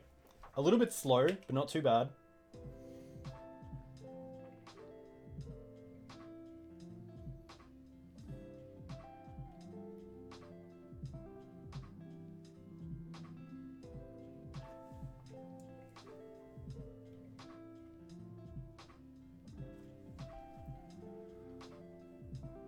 Sorcerer Spyglass, okay, that's pretty good.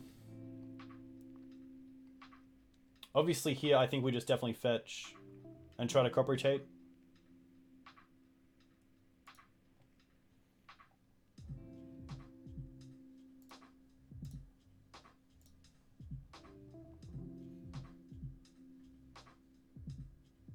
I'm gonna force.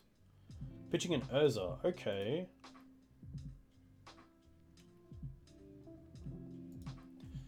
Do we care? Probably not.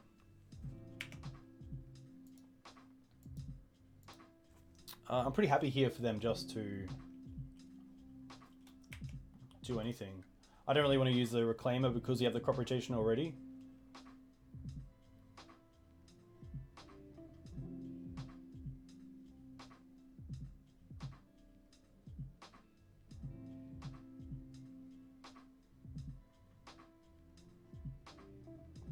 Thespian stage, okay.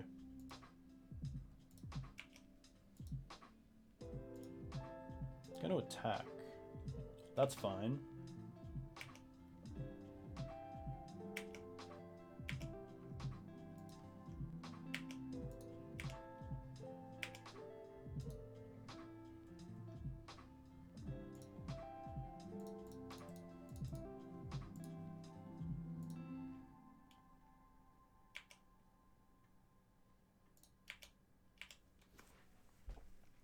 I think I want to start wastelanding my opponent pretty soon, if we're not going for the combo win.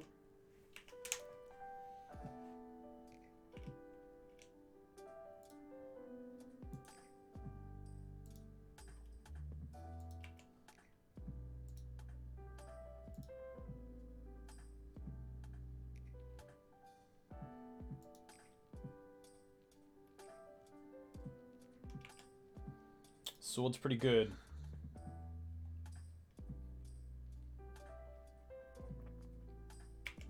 Another Antiquities War. Alright.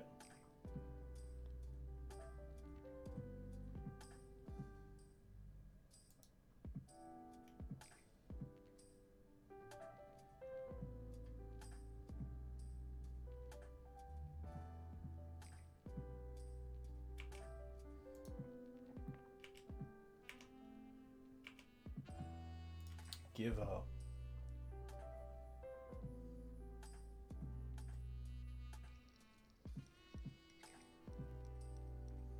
So I think we want to crop rotate into Wasteland and then Wasteland our opponent twice, because this is going to go off and make these two 5/5s. So I think we can easily crop rotate away this Thespian stage, because it's named with Sorcerer's Spyglass. Get a Wasteland.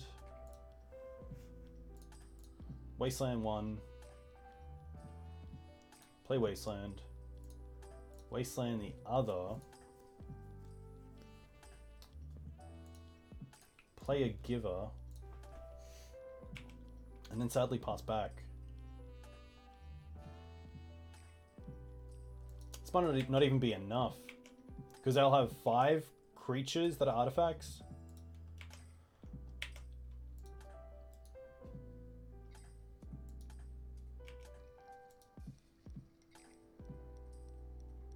So sadly, just a little bit too slow here.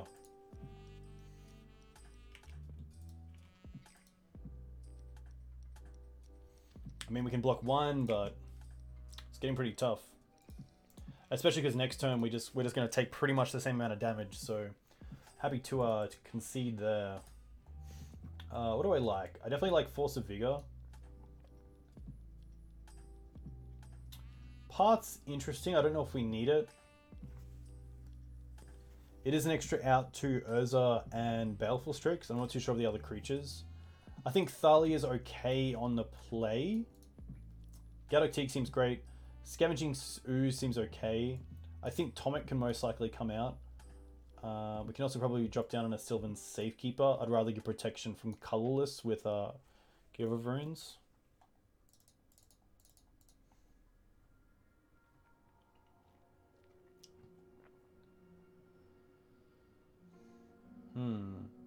Maybe it's even like a land drop that we take out. Like a Verdant Catacombs, and just stick with this.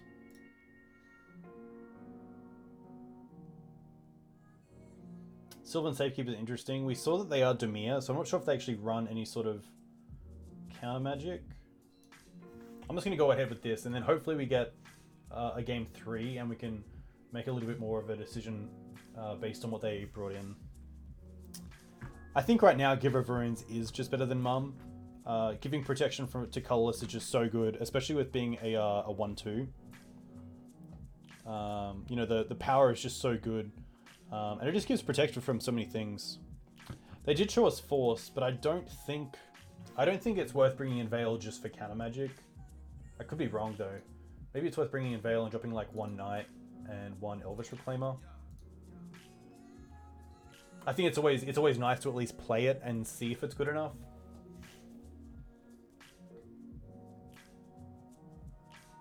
Love to play first.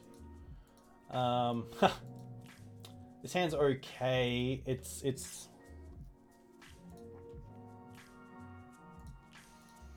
very in on the combo, but I'm pretty happy to see where it goes. It plays around any sort of counter magic pretty well.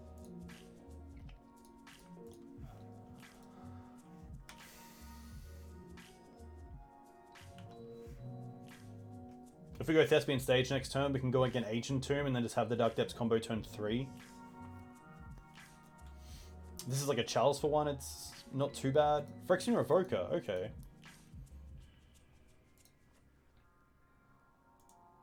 Probably naming this Knight.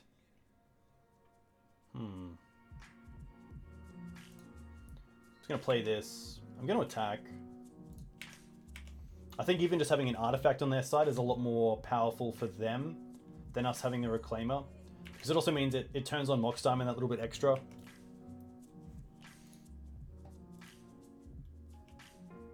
And I might just keep up this crop rotation for now.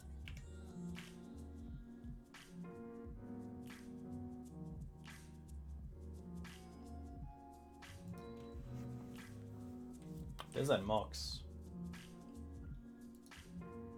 I wonder if there's a world where here I should crop rotation for Wasteland and take them off Seat, which also takes them off the Mox Diamond, but I don't think it's... I think that's a little bit too all-in.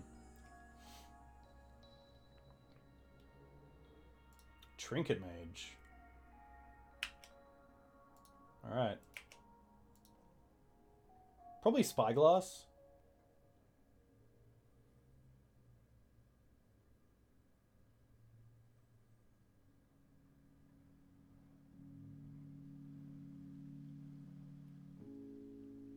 Yeah. They don't have another mana, which is great for us.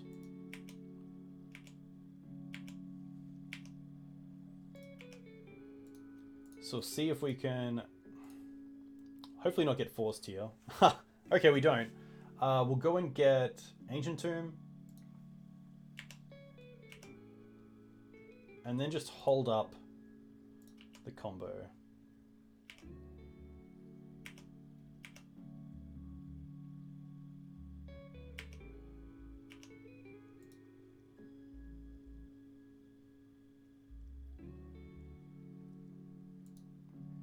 Strix is pretty good.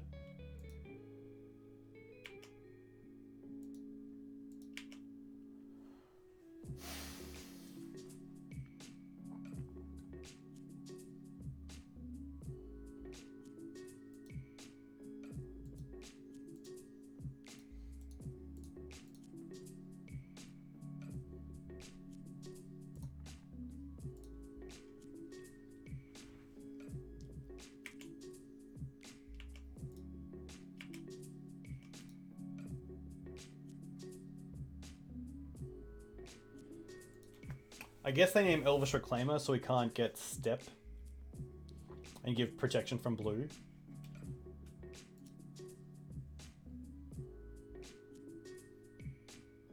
None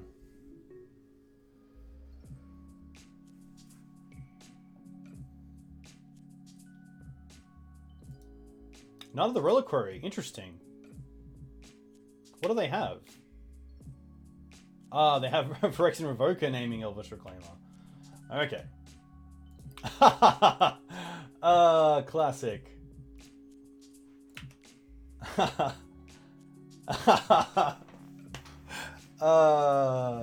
Sometimes you have it. Sometimes you have it. I'm sorry. Sometimes you have it. I'm sorry. Maybe Path is worth it. Seeing that they're bringing in more creatures, or at least they have a fair amount of creatures. Peel it from the top. Exactly, that's how you gotta play. So I might even take out the Veils. Seeing that they saw it, I think it's a little bit less good, and the paths seem great.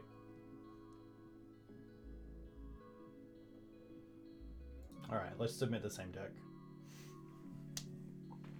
And go back. Alright. This hand is pretty good. The Night of Autumn's really nice.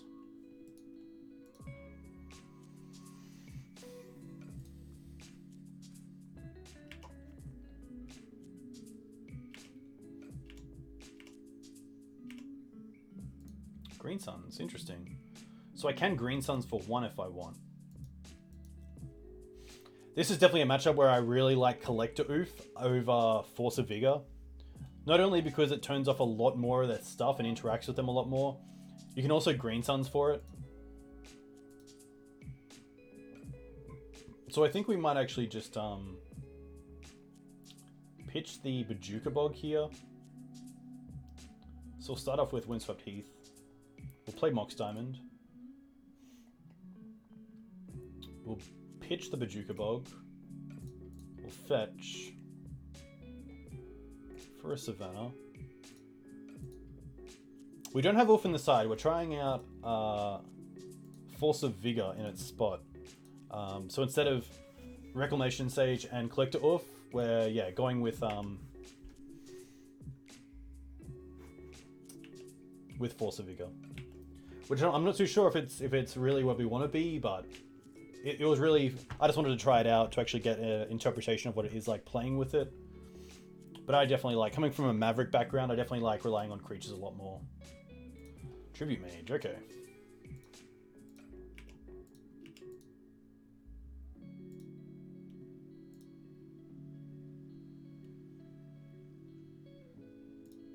Spyglass again. Luckily we do have a nice out to it. Crop rotation. Interesting. So I could crop for Ancient Tomb, but I kind of like just going with Dark Depths here.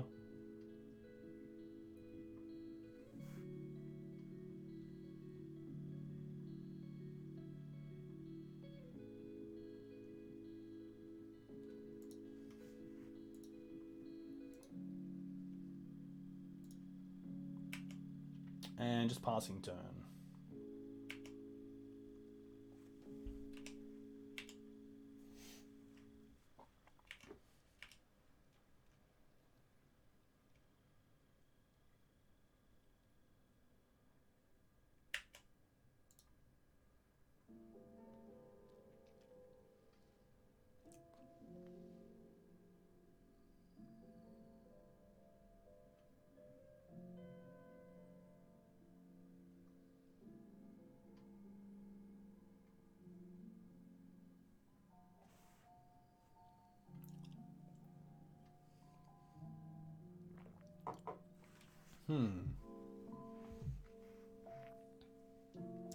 Spyglass most likely naming Elvish Reclaimer. We could end step, add 2 mana, sack this Savannah for a...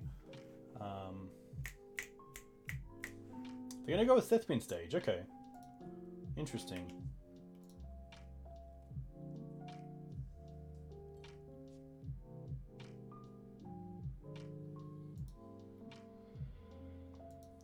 Strix is fine.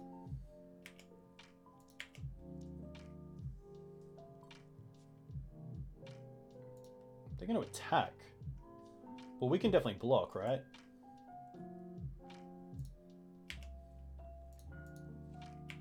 Block. But 4 damage. Sack the Savannah. Make it a 3/4. Go and get Thespian stage.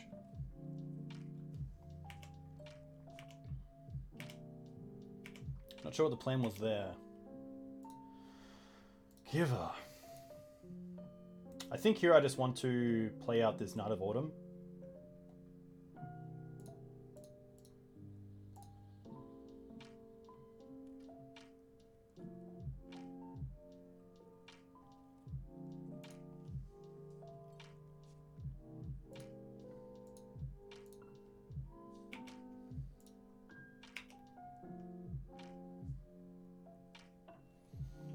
Could even attack here with a Reclaimer, but I kind of like just keeping it back in case we need some sort of utility land.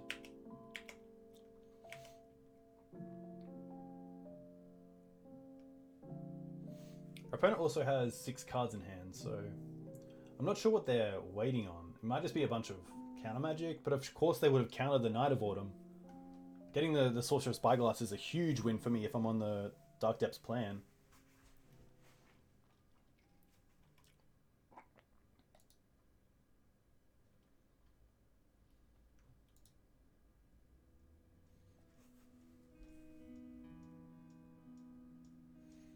I guess the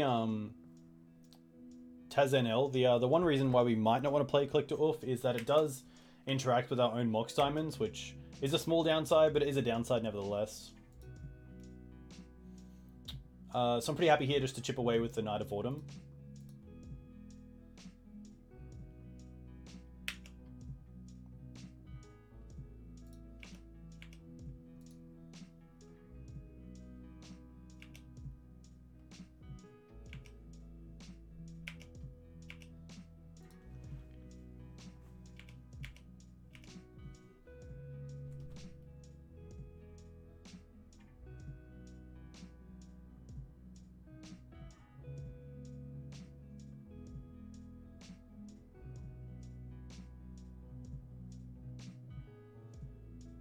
Tezzeret the Seeker.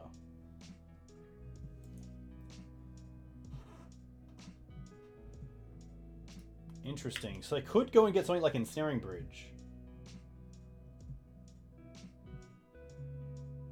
We'll see what they neg.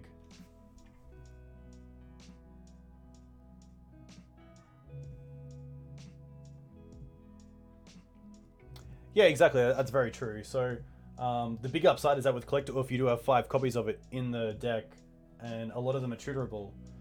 X equals 2. Interesting. I think we just do it because the trigger of Sorcerer's Spyglass goes on the stack. Ah, it's an as ability. Interesting. As Sorcerer's Spyglass enters the battlefield. So if they get Spyglass, we don't have a way to actually play around it. So let's just make the 2020 here.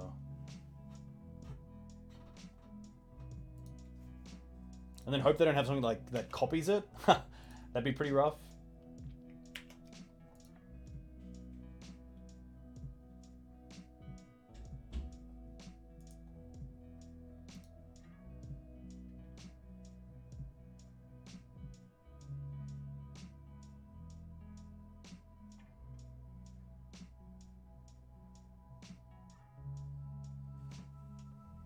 Revoker. Okay.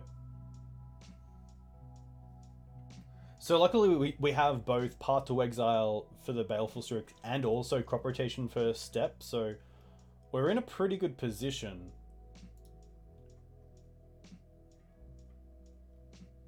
Unless they have like Mox Diamond and an extra mana. Doesn't look like it. Sylvan Library. So let's go to Path Strix.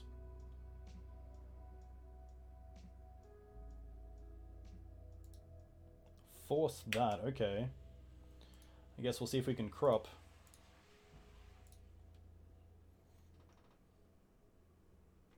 There we go. Step. And we're just going to win. So, luckily we get there against Tezzerator, which is a pretty fun matchup. A lot of interaction, which is nice. Currently 3-1, so hoping for that that 4-1 finish. Oh, which would be really nice. You know, a 5-0 is always the best, but, you know, 4-0, I'm pretty happy to see if we can get a 4-0 in here. But for those of you who don't know me or haven't watched me before, my name is Dukes on Twitch. I usually stream on Wednesday nights and Sunday mornings, my time, so that's Australian Eastern Standard Time. Usually around 7:30 p.m. and around 10 a.m., which is pretty good. Usually stream Legacy Maverick, Death and Taxes, or Green-White Depths, but I'm definitely open to any sort of deck lists that you guys want to throw my way. I do also have a website called the Green Sun Zenith, which is a website dedicated to Legacy Maverick, and in a few days dedicated to Legacy Green-White Depths. I've got a primer in the works that I'm going to put out, which is pretty sweet. I'm pretty proud of it so far. So it's kind of a what is Green-White Depths, where's a good starting point, how do you do the combo, you know, why does the deck play Giver over Mother, why does it play Path over Swords, why is it better than sort of black-green, what are its bad matchups, what are its good matchups, when do you side out Mox Diamond, when do you play Flagstones or Riftstone Portal, how you kind of build the mana base, why the creatures are in the deck, the protection, the Green Sun Zenith package, the non-creature spells of course, the sideboard options, and then also looking at just like some coverage of the deck online, and then some tips and tricks with some of the cards in the deck and how they work and how you can sort of use them to your advantage. And then also you can actually purchase part of the deck through the site, which is cool. So pretty happy to hopefully have that up by the end of the week, which would be pretty sweet because the deck's insanely fun and I think a lot of people would enjoy playing it. So to have that all in one place, I think is a really nice piece of info. Yeah, Trap. I hope you enjoy it. So I've definitely been reaching out to some people as well to see what's been happening. I'll just turn my fan up a little bit.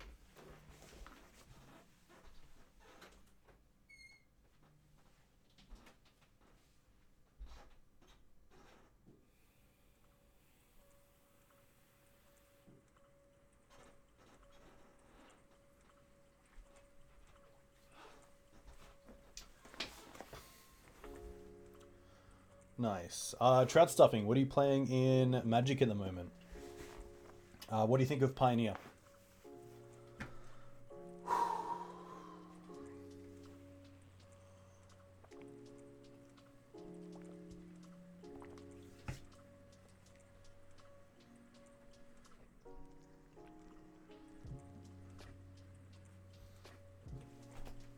Three minutes. Come on. Come on now.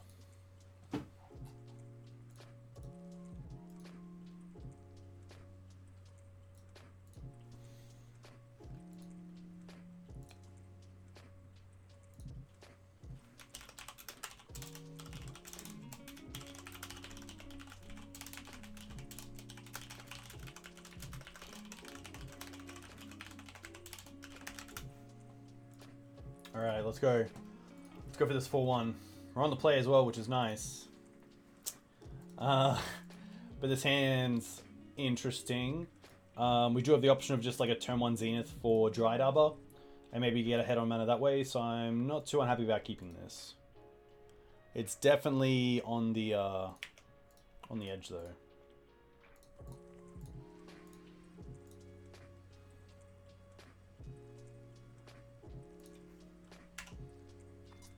Just moved into depths, so I'm mostly on slow depths at the moment, but I like to give this deck a go as well. Deck's really fun. Really resilient, which is nice. Delver. Okay, that's not too bad. Land. Oof. Okay. I think here we just want to play Giver of Runes. And hold up. Maybe crop rotation. Oh. Just in case of Wasteland.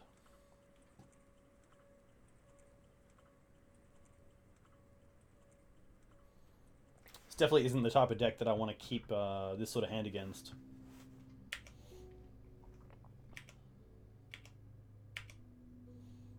I don't even want to put in the trade there. I want to try to keep my Dryad Arbor around. Brainstorm, okay. Brainstorm first.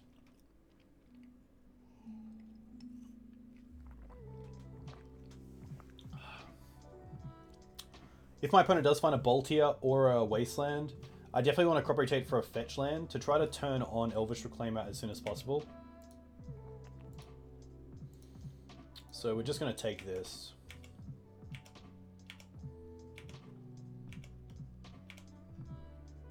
Maze.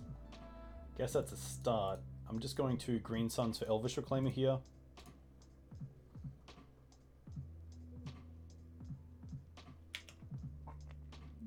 Fun fact, Giver of Runes actually protects Dryad Arbor from Wasteland. This looks like a Spell Pierce or Spell Snare. Alright.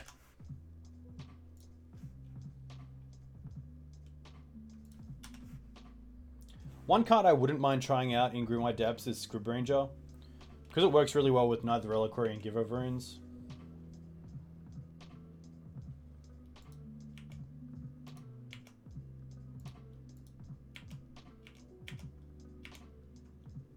Wasteland, okay. Guess we can try to play out Night here.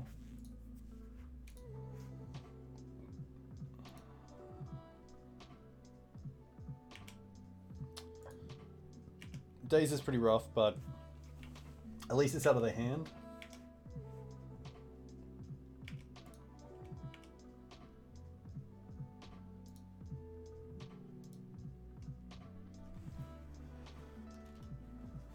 No flip is kind of nice. I did try once upon a time. I didn't mind it. But after the first one, the other two were quite rough, especially with Thalia in the deck post board. It just didn't feel that great at times. Mox Diamond, rough. I guess here we go for Scoos. Try to hopefully play around Spell Snare. Yeah,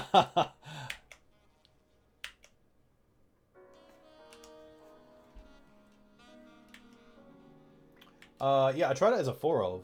So I cut one Mum, a I cut one Elvish Reclaimer, one Crop Rotation, and one Savannah, because those were the main cards that you were looking for anyway.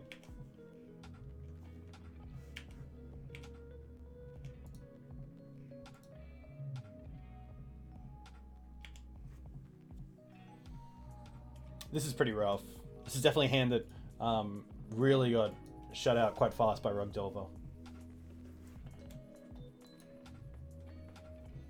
But it's nice to sometimes keep those hands. You definitely know not to keep them for tournament practice, for actual tournament. Sorry.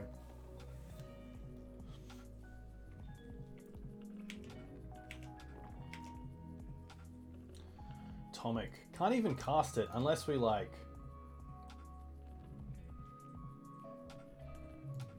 I guess we can.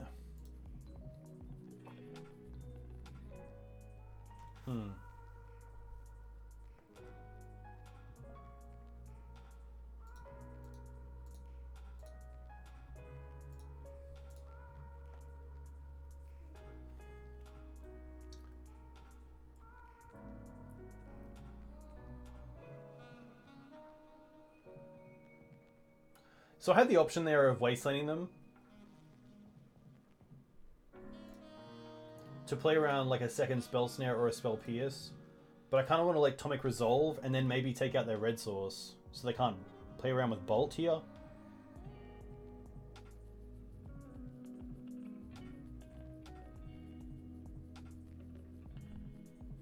I mean, if they have a Force, this is definitely a great card to force.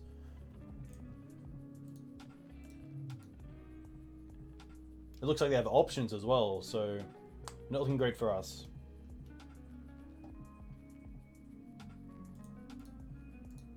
The Thought Scour actually gives away that they're playing Hooting Mandrills, so that's kind of nice to know post-board. So definitely playing Veils. Sorry, definitely bringing in Path. I don't think anything else is that great. I don't mind Veil as just to try to play around some of their counter magic. Sylvan Safekeeper. Gaddock Teeg. Ramunap's okay, a little bit slow. Scooze is okay, a little bit slow. Night of Autumn usually comes out.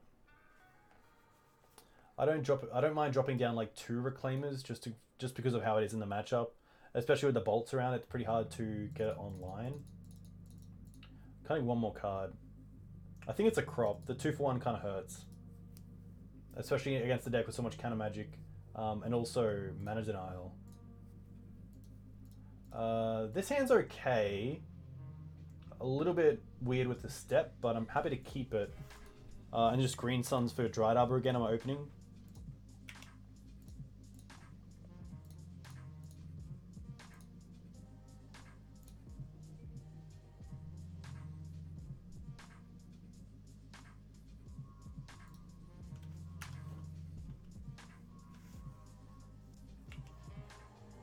Oh yeah, sorry, I was trying Once Upon a Time.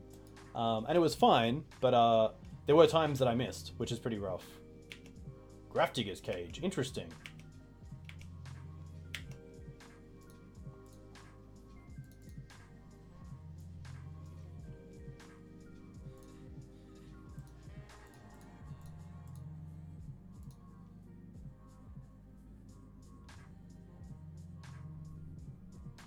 Force pitching Thought Scour, okay. Grafdigger's Cage is interesting. It only really stops the Green Suns, which I guess does hit the Green Suns in hand, and I don't believe we have a way to get rid of it.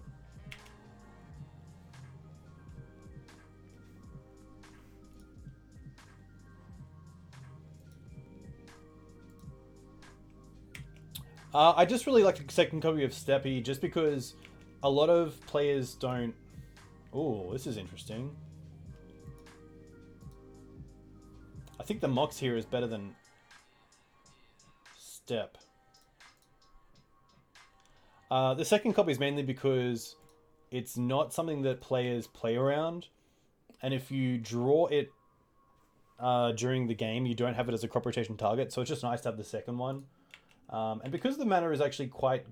It's not too bad in green-white, I don't mind having 2 tap lands.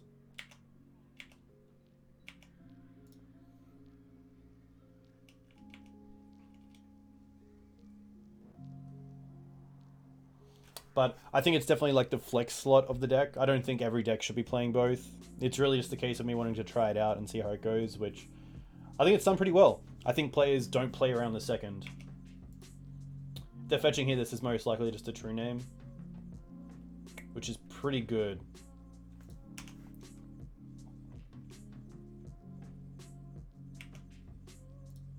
Well, there's stage.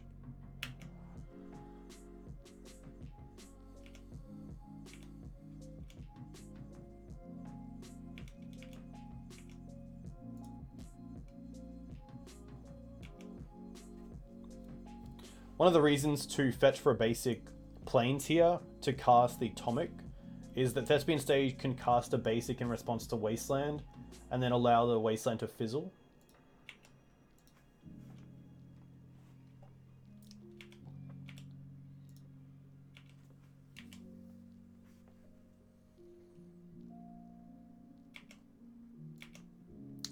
I'm going to take care of this one now.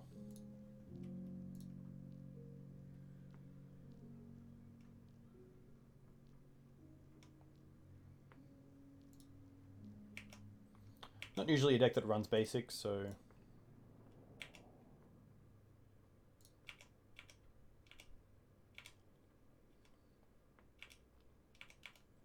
At least now we do have an opening, so we can fetch for a basic forest and then copy it with Thespian Stage to actually keep it.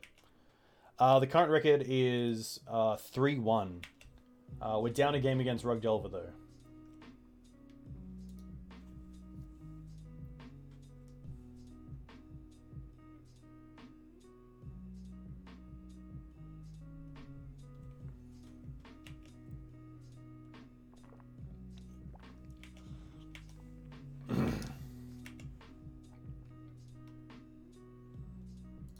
Goif, okay. Definitely get rid of that. Hey, Trout, thank you very much. Enjoy your week ahead, man. And the YouTube VOD will definitely be up. I think here I'm happy just to fetch now for a basic and make this Thespian Stage into a basic land, so sort of one less thing to worry about. It does, however, turn this true name into a 4-turn clock.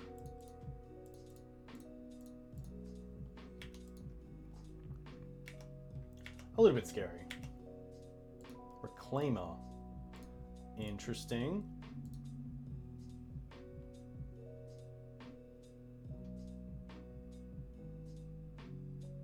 If it comes down, it comes down as a... Sadly, just a... Oh no, Steppe's in there. Okay, so it will be a 3-4. So they are going to force it. Alright. Sadly, I can't Zenith because of the Grafdigger's Cage on board.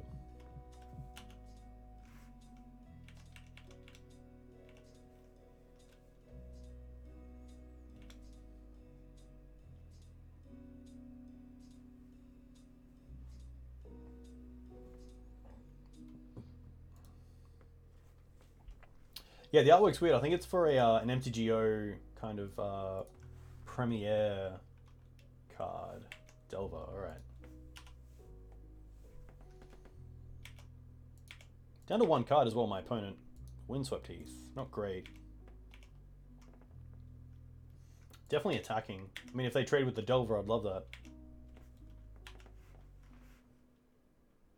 But now this Delver flips, we're just dead, because I don't think we have a way back. Yeah. Especially with Bolt. That's just game. Rough. So I mean, Grafdigger's Cage there, doing a lot of work, even just for the one Green Sun's in hand. Definitely open up this and see what we get. Thrun, not too bad. A playable. Maybe not now with Questing Beast, but still pretty close. Pretty happy to get Thrun there. But the deck list felt really solid. I think, if anything, the Questing Beast definitely is a bit of a fun of. I just wanted to try it, but it didn't come in against anything, so I think I'd much rather Collector Oath. And then maybe even something like Blessed Alliance or Council's Judgment, just to deal with the amount of true names online right now. I said it before, I definitely think this deck is more a mid-range deck with a combo finish, so having cards like True Name that really impact the way we can attack with Knights and Elvish Reclaimers is pretty rough. So I do want some sort of way to deal with them. I'm just not sure what the best way is. And I think it's Council's Judgment. I think Council's Judgment is just the premier removal spell right now. But that's me. That is Green White Depths. I like CJ as well, Debinder. A huge thank you for you all for coming in and watching.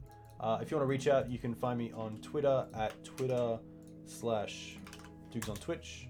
And if you want to find my VODs and all my videos, you can find them at YouTube/C/Dukes on Twitch, which is all my recorded videos that I don't stream, and then all my stream videos as well. I like to break up the recorded videos by game, so they're nice and short, and you can kind of just take them on board as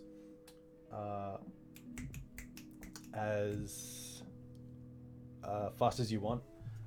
But for those of you who are watching who aren't followers, I was going to start doing some follower giveaways as well. So if you do like it, if you do like my content, you know, I'd love for you to follow me and get some reminders when I do go online. I'll hopefully release my primer on Friday. I'm just waiting back to hear some of the guys that play Green White Depths, like Dom Harvey, I know who plays the SCG Tour with it, Dice, who's on the Discord for lands, Dan Neely, who's a pretty great Maverick player, and he also played Green White Depths at the latest SCG Legacy Open, and then also Rodriguez Tagoras, which should be pretty good. There'll be a pretty short sideboard guide section, because sideboard guides can kind of ease out, but we'll definitely discuss some of the worst cards in the deck for some matchups and what should be taken out and what sort of cards should be brought in. But that is me. A huge thank you to everyone who resubbed, everyone who followed. Have a safe week, enjoy your week, and I might actually see who else is playing, and we can send a raid their way. So Bahar is actually online. Create a dashboard.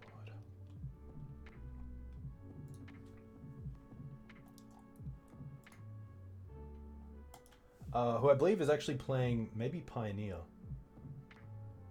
but Bra is actually a really well-known Legacy player who also did a piece on the Green Sun Zenith, an interview, which is very cool. So enjoy, guys. Thank you very much. All the best.